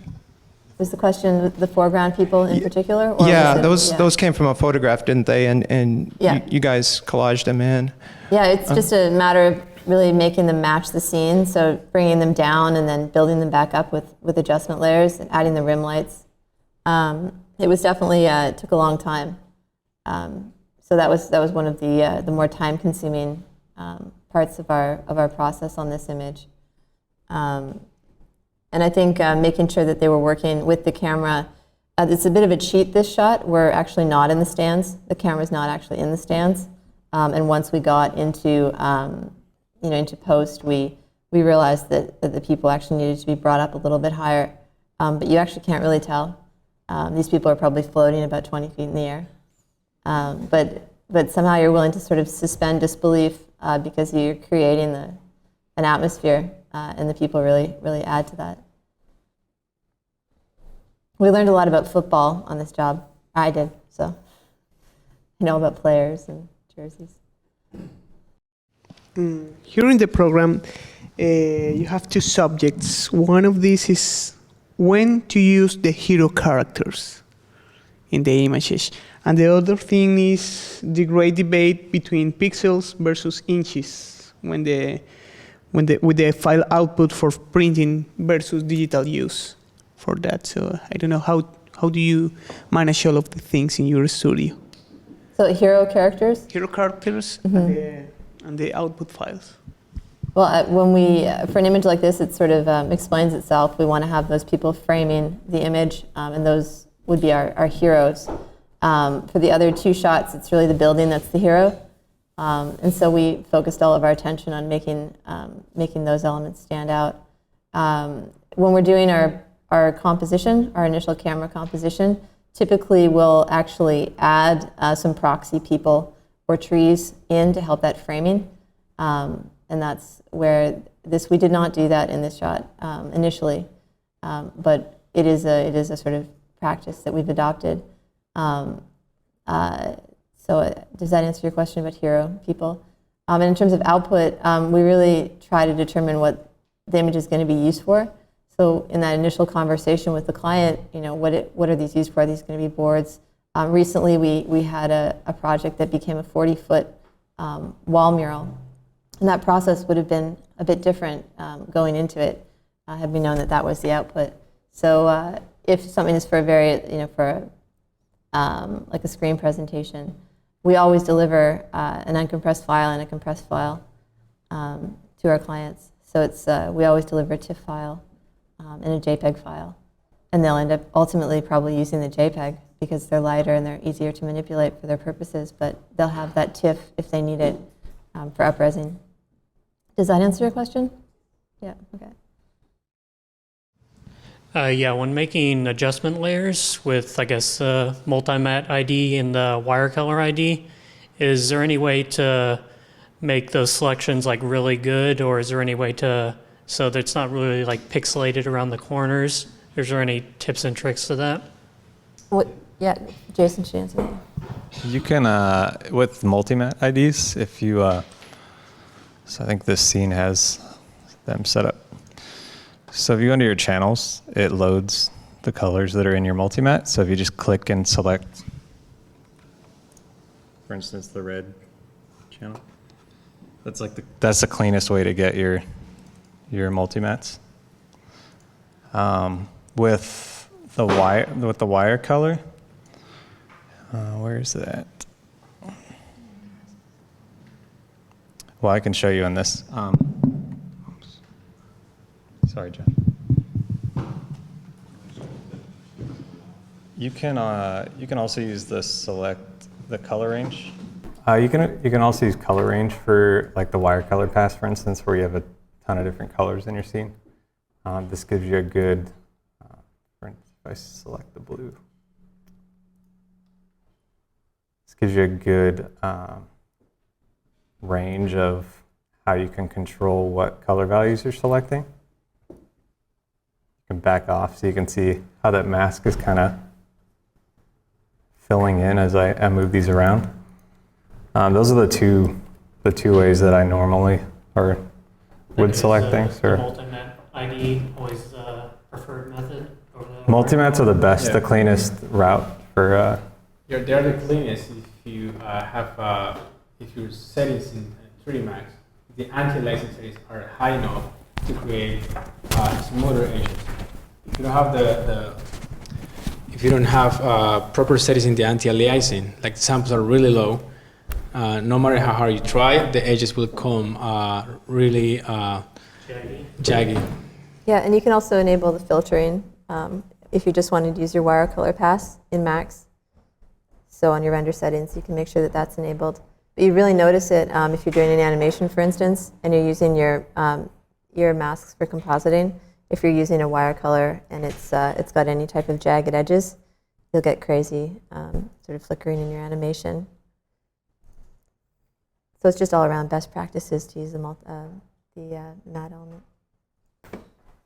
You had mentioned that it was a 2-week turnaround, I believe. Can you tell us, or approximately, can you tell us a bit about how you like to break up your team with a project like this? If you've got 3 shots, handling models, handling post-production, if everything has to go out the door at the same time, but you want to carry a similar aesthetic, how do you like to organize?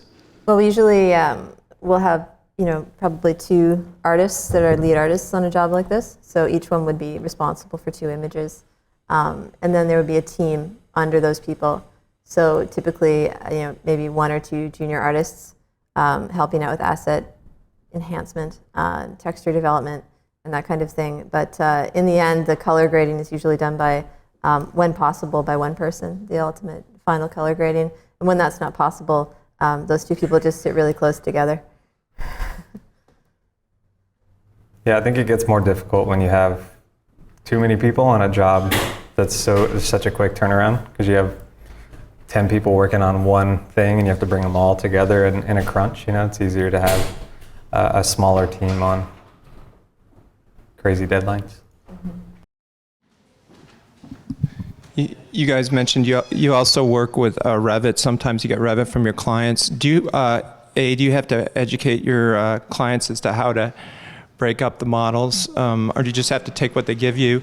And B, what do you know, Autodesk claims that their file linking works great, but when it's a 400 meg Revit model, that doesn't work so well. You don't use the file linking, do you, when you work with Revit? Well, we bring the file in using that, and then we would merge it, most likely. We don't keep it as a linked file. It doesn't work that well.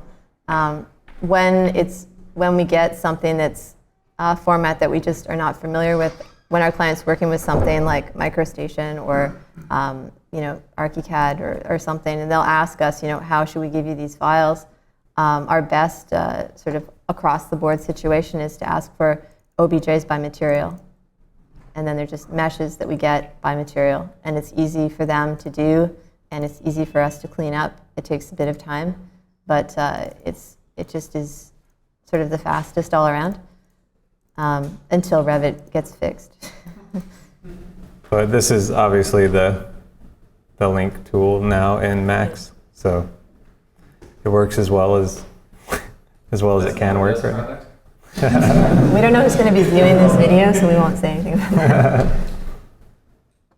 But yeah, it's an old-fashioned technique. I mean, probably 10 years ago, you would ask for OBJs by material, but it still works when you need it.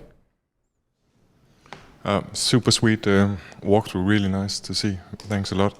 I was just wondering, when we have these kind of tasks and it's really quick, we usually at least two working on the same file, and I think one of the biggest problems is how to work together on a file. One is maybe doing large-scale context, and another one is doing the building. Do you have any kind of specifics on how to work with that? I think using XREFs when you can is good practice. You can run into some issues with V-Ray, dropping buckets and stuff if you're leaving XREFs all the way up until the end. But a good thing normally what we'll do is if we have multiple people, just name a layer or something, temp underscore whatever it is that they're working on, save select it at the end and merge it into a master file, I think is a pretty seamless way to do it. And then when you're done, just delete all those temp files out of your project folder. I don't think there really is a foolproof way to do it. But yeah, just making sure that you're using the same scale, because we've had issues where, perhaps it's a more junior artist, starts to work on the landscape with I2 at a completely different scale for a couple days maybe, and then you get the file and it's sort of not usable. So that communicating, how we're working, what scale we're working at, and even checking in regularly is always really helpful. So having a small office where everyone sits really close to each other is probably another. just turn around and yell. Yeah. Any other questions? Last chance. Everybody online? Okay, well, I think that wraps up today. I really want to thank the guys from Kilograph for making it down from LA and taking an enormous amount of time for presenting.